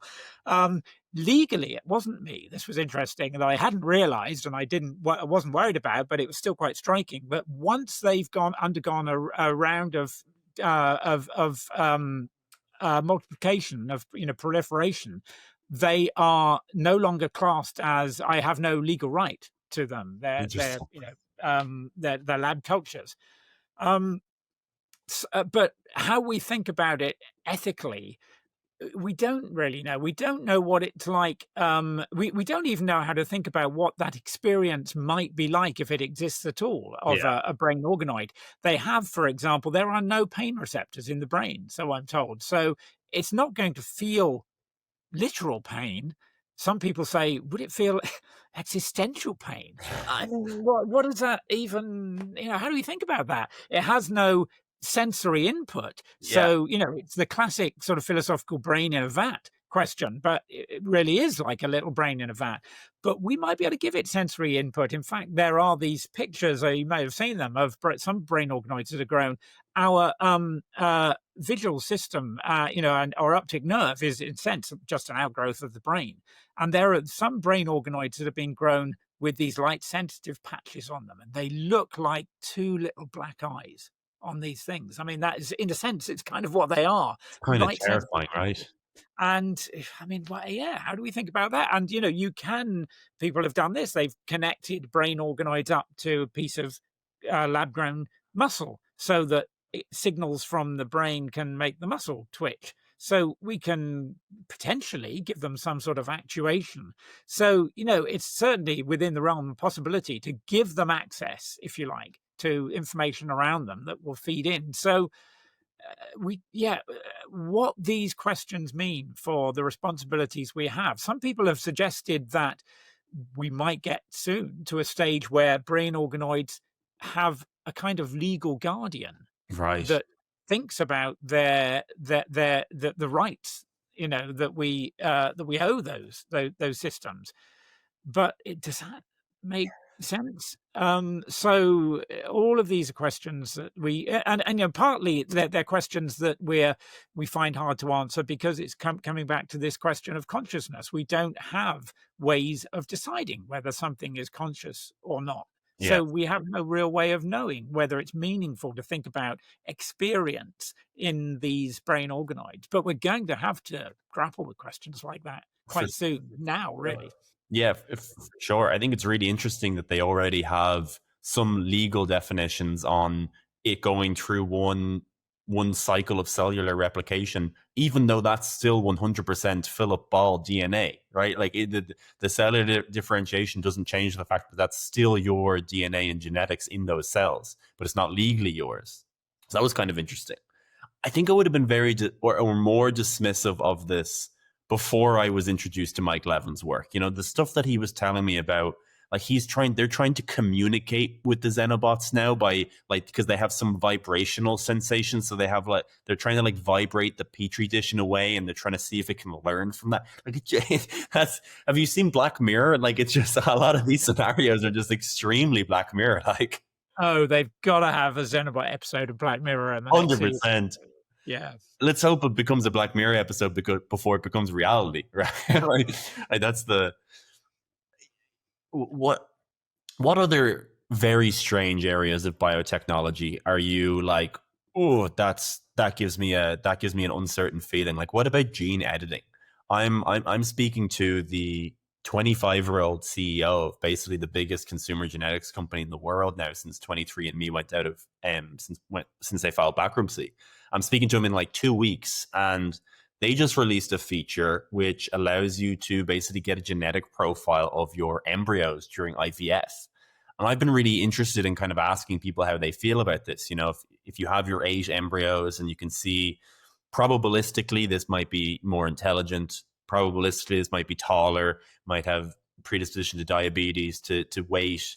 And even that is very controversial. And especially I was talking to my parents about it, and they're like, no, absolutely not. You shouldn't be able to select for intelligence. We need a full diversity of spectrum of abilities and everything that's important to humanity. And yes, of course, if it has cystic fibrosis, that's a bad one. But there's lots of ethical gray area in the middle in terms of selecting for intelligence. And that's just on an IVF perspective. There's not even editing in that. When you get to the idea that very soon, and probably now already in some labs, there's gene editing techniques that make people incredibly uncomfortable.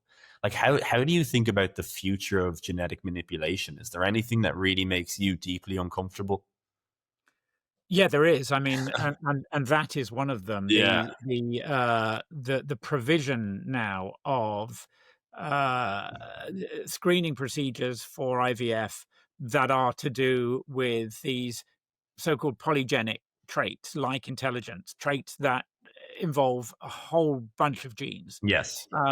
So we've had for a long time now the possibility of screening for single gene diseases like cystic fibrosis, ones that are usually very rare, often pretty nasty, and people who, you know, for those reasons, people who are potential carriers of those gene variants will know that because it runs in the family, and so they'll know to screen in IVF to try to find embryos that don't have those the disease variants, and that all makes sense. And that, you know, I have no problem with that. I think it's great that we can do it. Yeah.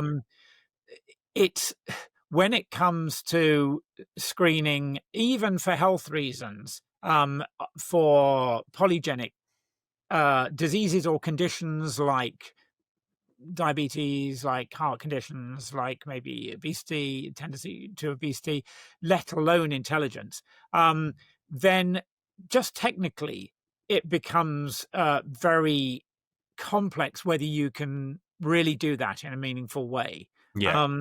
Because we don't really have first of all, because you're only doing it probabilistically. Yes. So, you know, you can say, in some sense, you know, this embryo has a 40% chance of developing heart disease when they're 50, you know. Yeah. We don't really know how to think about that or what that means. We know that those sorts of diseases generally have strong environmental components too, lifestyle components. And, you know, we're going to be sort of faced with these sorts of questions now with the UK government's decision to introduce genetic screening for all newborn babies. They want to sort of start wheeling out in the over the next 10 years. And it's controversial. That's interesting. Yeah, and I'm not enthusiastic about it because I don't think we have a good enough understanding of, you know, what these probabilistic measures really mean, let alone how to think about them. Right. You know, there's certainly no evidence that doing something like that is going to create better health outcomes, and I think there's even less reason to think investing in that technology is going to be better than investing in all the socioeconomic issues that we know are health risks at the moment. So I just don't think it's, a good use of resources.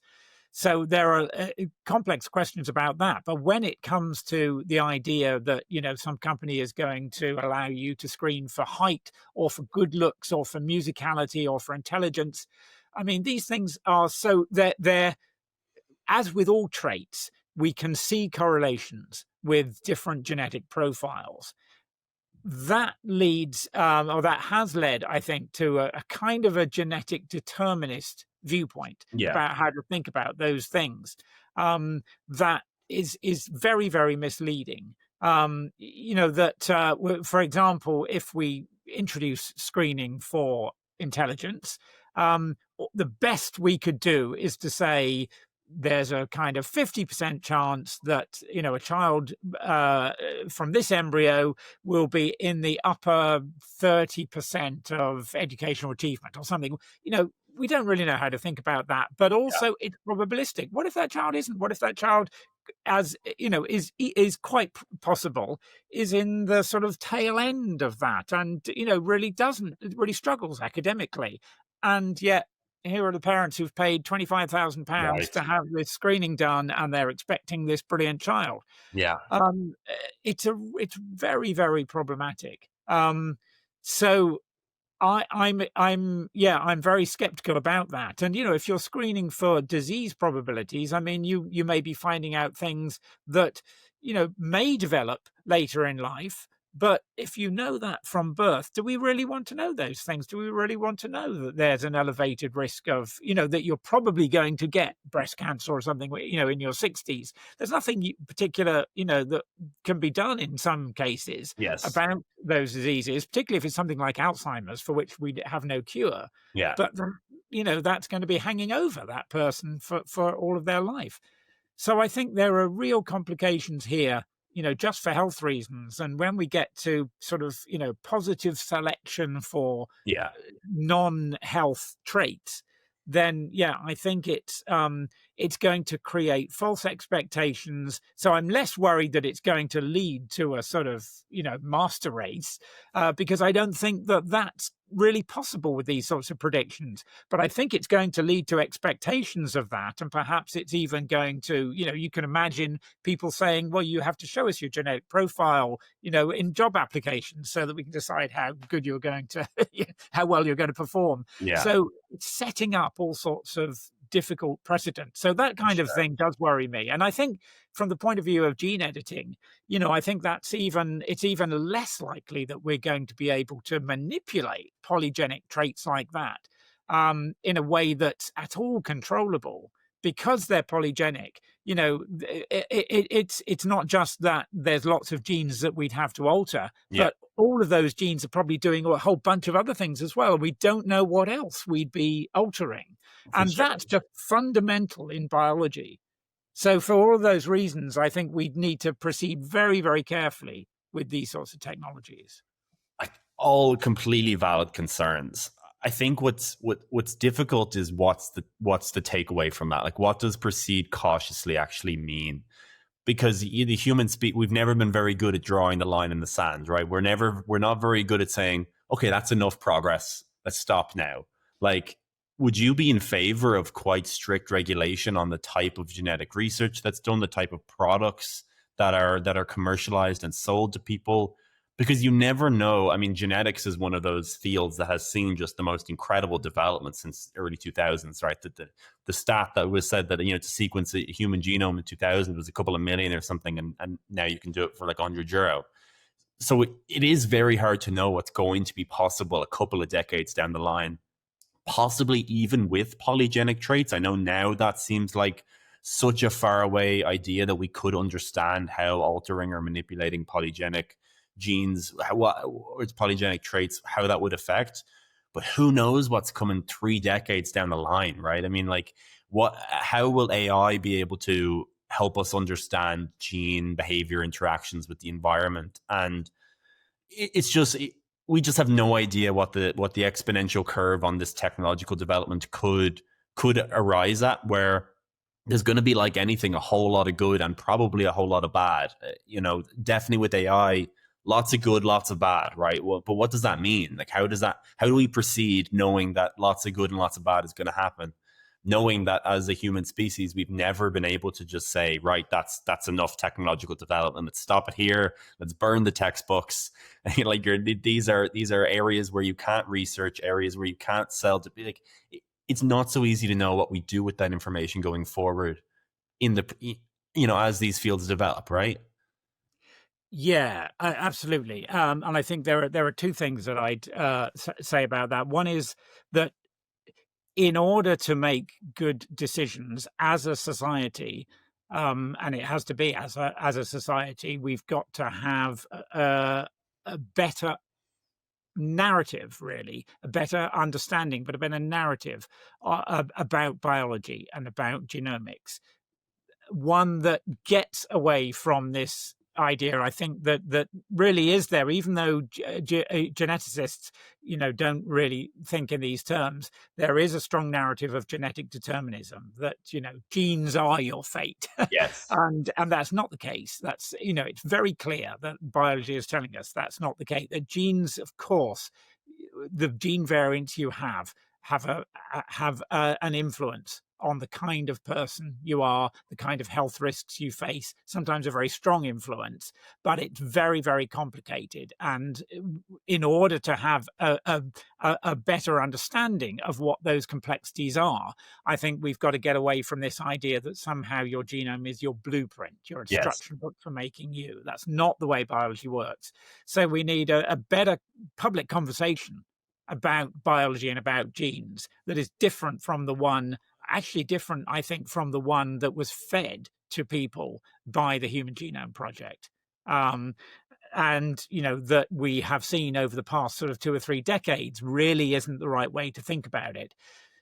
So we need that as a foundation in order, in sort of practical terms about how we proceed. I think that in the UK, we have a very good model for that. We have the HFEA, the Human Fertilization and Embryology Authority, that was set up in the 1980s. It was formalized in 1990 as a result of the development of IVF. And in particular, it was set up to regulate IVF, but also because of IVF, there were suddenly all these embryos that weren't being used in IVF and could be used in research, and people were allowed to, to donate their embryos to research. And so embryo research, took off, and all these new possibilities came about. And the HFEA found itself also needing to regulate, and it was the body that was in the position to regulate embryo research, and that's what it's been doing. And I think doing very well here, because it seems to me to have found a really good balance between having clear and strictly implemented regulations, but also permissive regulations. And all the scientists I speak to in this area say that's what we want. That's, that what you can do. We want regulations, but we want them to be clear. And also we want them to be permissive, so that we can find out stuff that really is valuable for fertility and for health generally. Whereas, if you contrast that with, say, the US, where you have this very restrictive regulation for federally funded research, coupled to an essentially laissez-faire free market for what private fertility companies can claim and offer, then that's the worst of both worlds. So we don't want that. So I think if we had something, we do need something like the HFEA to navigate our way through these difficulties. And in fact, the HFEA, here is being used, is making decisions about some of these questions, about polygenic screening, about the uses of gene editing and genome editing. And I think, from what I've seen, it's doing that very well. It has a very good model and a good history of public consultation and of, listening to many voices, but also not allowing particular pressure groups to dominate the agenda, and finding a way that seems to me to be able to move as research moves on in a way that allows useful research without it just sort of opening the floodgates, Yes. or without, drawing sort of red lines and saying, this is our decision. We can't go beyond this regardless of what the future holds. Yes. So I think we need bodies, along those lines to navigate these issues. Right. Well said. I think their job is going to get harder, right? As technology develops, it's going to get harder, it's going to get more unclear, and it's going to get murkier. I didn't realize, and I'd have to double check this statistic, but I read that 10% of births in the US are now through IVF. I would have to verify that, but that seemed like, I assume that was like sub 1% without ever having looked into the field. And I, again, asterisks on that number that I'm not 100% sure how accurate that is, but that seemed like way higher. And I know in America, you can choose sex, right? So you can choose male, female. I don't think you can in Europe. No. Yeah. You can't, certainly you can't in the UK. I think you can in Sweden, actually, as well. Sweden, okay. Yeah. What do you think about that? That's such a weird, do you think you should be able to choose sex? It's a tricky one. Yeah, the argument is that it's for family balancing, because many families that have several children like to have boys and girls, and I can understand that. It doesn't seem like an unreasonable thing for some families. I mean, personally, it didn't make any difference to me, but it doesn't seem unreasonable. But of course, there are cultures where there are strong preferences, and they're pretty much always strong preferences for a boy. So there would be real problems to have that facility in cultures that have those preferences. As I understand it, I think it's true to say that in countries like the US and Sweden where this is allowed, there isn't any sign that it's skewing sex ratios, but it's the kind of thing that you want to keep an eye on, because there is the potential to do that. So I'm ambivalent about whether that's something that people should be allowed to choose. I understand the motivation, but I guess I partly feel is that I suppose it's a personal thing that I find it hard to imagine why I would have wanted to have made that selection rather than to have enjoyed whatever came along, because surely that's what you imagine you're going to do, and that's the aim. I think it's why it's so important to have these conversations now, because you don't want it to be the case that a paper lands and now suddenly there's just this groundbreaking thing in genetics that everyone is able to do, everyone is able to access, but we haven't had any conversations on, is this something that we want? Is this something that we want? Like it might be a huge monetary opportunity, so businesses will jump on it. We really have to have had very thorough conversations on how this plays out. Is it something we want? Is it something that will just make companies money, but will be an ultimate downfall for humanity in like a couple of decades or even shorter than that? They're really murky and confusing conversations and things that a lot of people throughout their life haven't thought about because they didn't think it was going to be possible. And now kind of suddenly with the rate of development in technology, and again, sort of how AI and genomics are going to interact, like some crazy stuff in our lifetimes are going to be possible. And we need to have had lots of time thinking about it and lots of public conversations to have any idea of what to do. Yeah, well, I mean, here's another one. In vitro gametes, in vitro lab-grown eggs, you could say eggs and sperm. So, the fact that you can turn ordinary somatic cells back into stem cells and grow them into neurons, in principle, you can grow them into any cell type. And in principle, you could grow them into eggs and sperm. I mean, from anyone. You could make eggs and sperm from male cells or from female cells. Yes. And that has possibilities. You can absolutely see why there could be really nice medical applications of that for people who have fertility problems, or for women who have had an early hysterectomy or something, that there are reasons why you might want to be able to do that. Yeah. And there are such complications, the idea that that you could you could be producing eggs and sperm at any age. In fact, you could produce eggs and sperm from an embryo. And in fact, it's been done in mice. That I mean, why you would want to do that is it's not clear. Yeah. But as we know, that's not always a reason why people don't do it. Yeah. So yeah, and those things they're on the horizon. There are people working in this area say it's going to be maybe 10 years before we can have viable human artificial, as in grown from stem cell like states, eggs and sperm. And we're really going to have to think about what that implies now. Yeah, like fully lab grown humans, basically. It would be, I mean, basically it would be, once you'd grown the eggs and sperm, then they're just like, you can use them for IVF. So it's not that, the embryo is, then treated like a normal IVF embryo. Yes.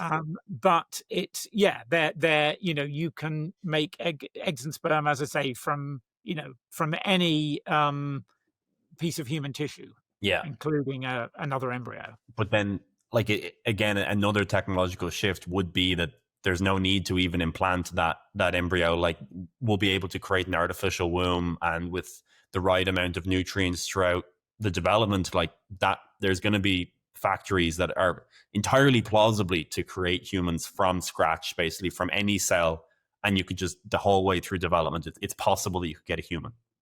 It's certainly not obviously impossible. I mean, people have been talking about artificial wombs for at least 100 years. Yeah. And it's very, very hard. It's and it's been very slow.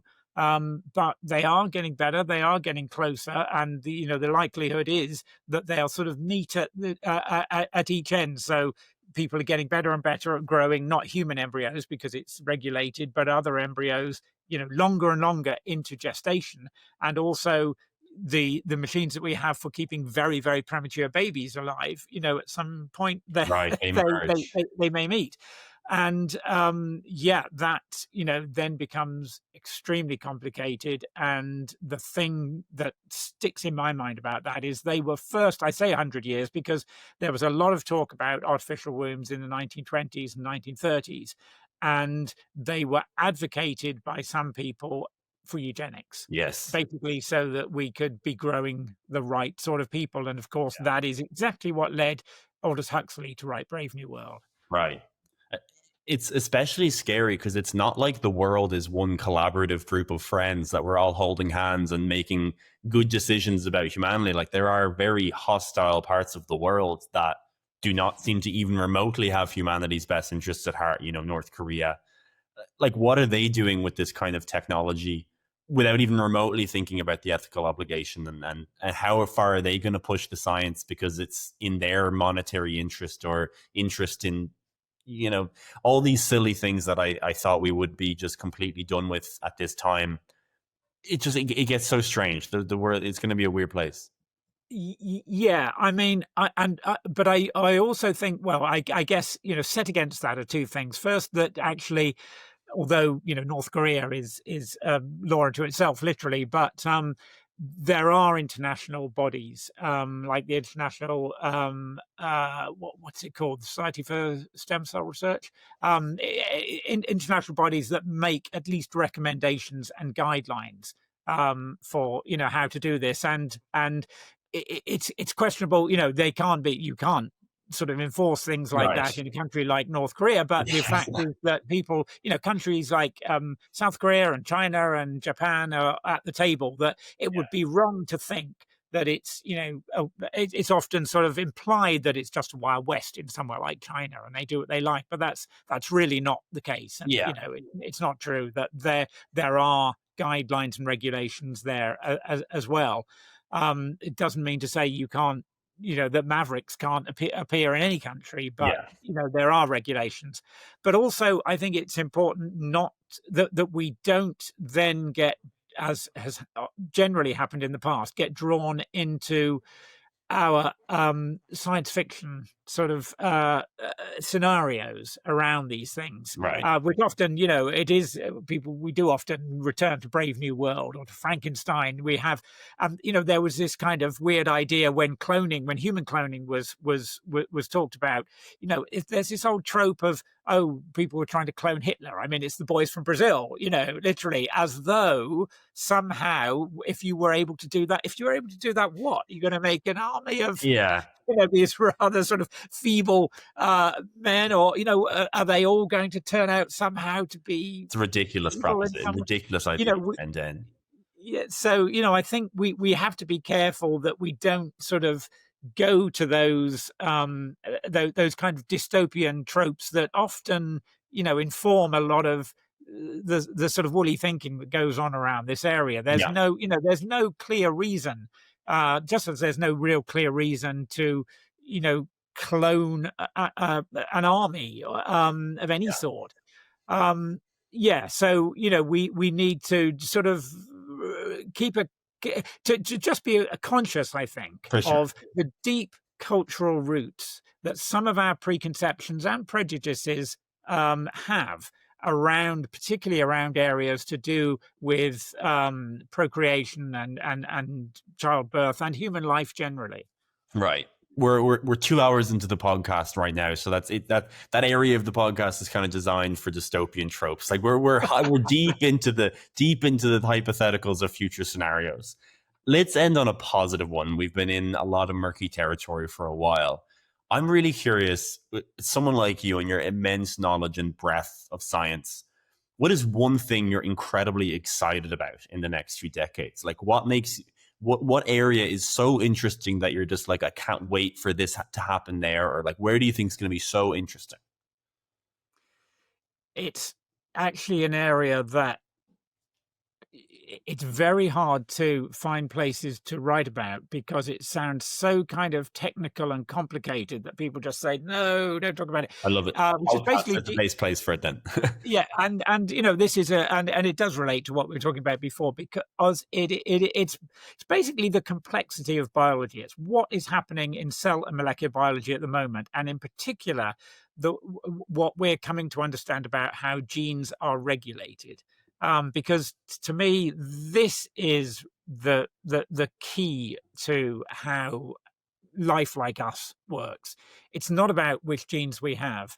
We've known since the Human Genome Project that actually we don't have, in terms of genes that make proteins, we don't actually have that many. We have 20,000. We have that's only a few more than half as many as the banana plant, for example. It's as many as the tiny little nematode worm that lives in soil.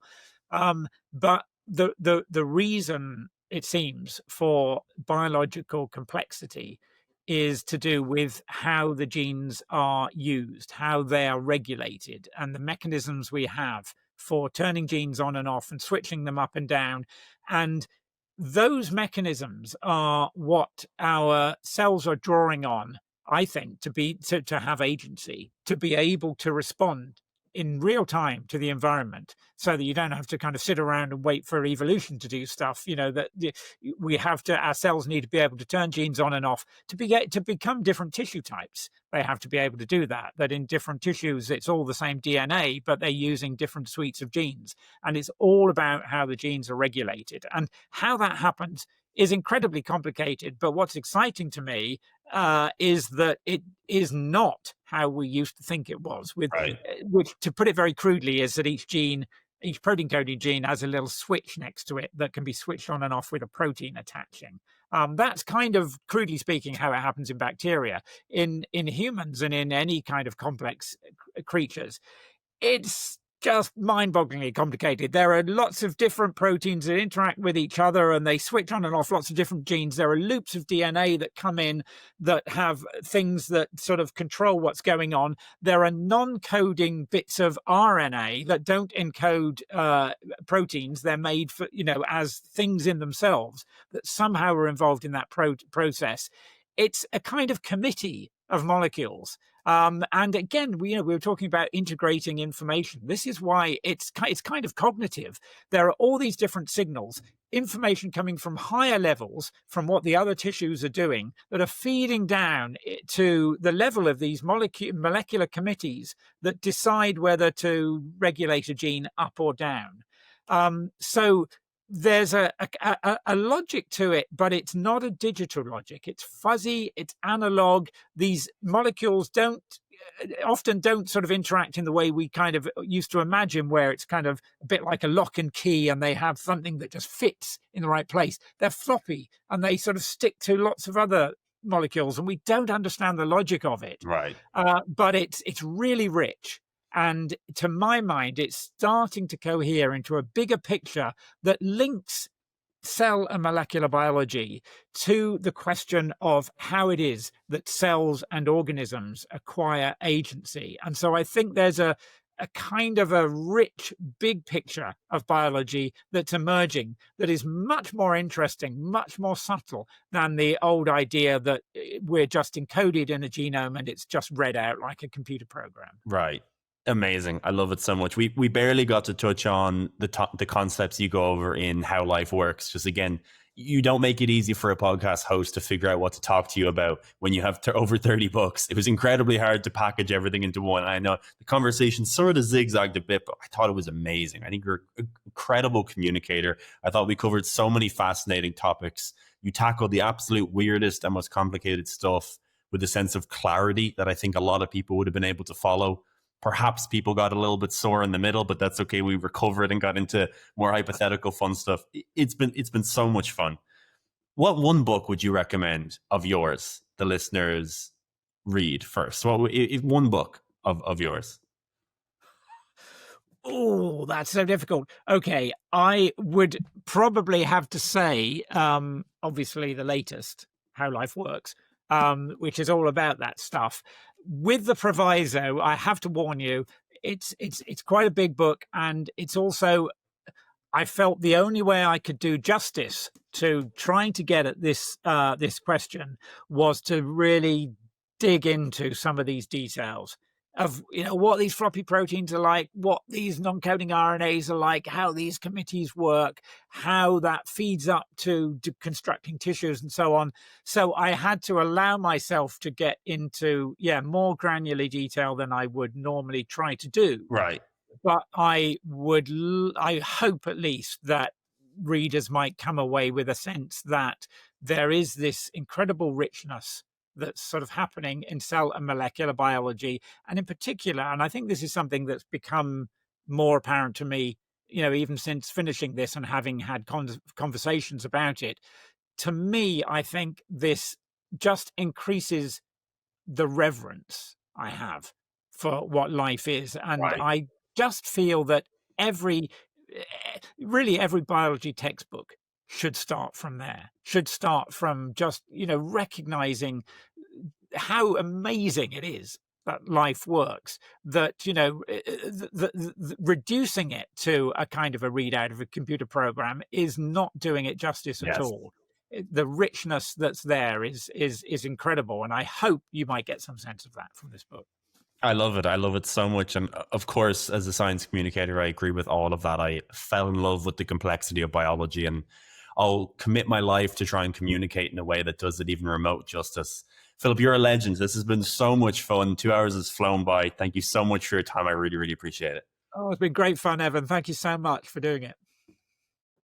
Thank you so much for watching this episode with Philip Ball, an absolute polymath. It still breaks my brain thinking about how someone could write 30 books. If you're interested in more of the quantum mechanics consciousness side, I think go to Dr. James Glatfelder next. And How Can You Go Wrong with Dr. Michael Levin. Either of those two episodes I think you would enjoy a lot. Subscribe to the channel, and thank you so much for the ongoing support.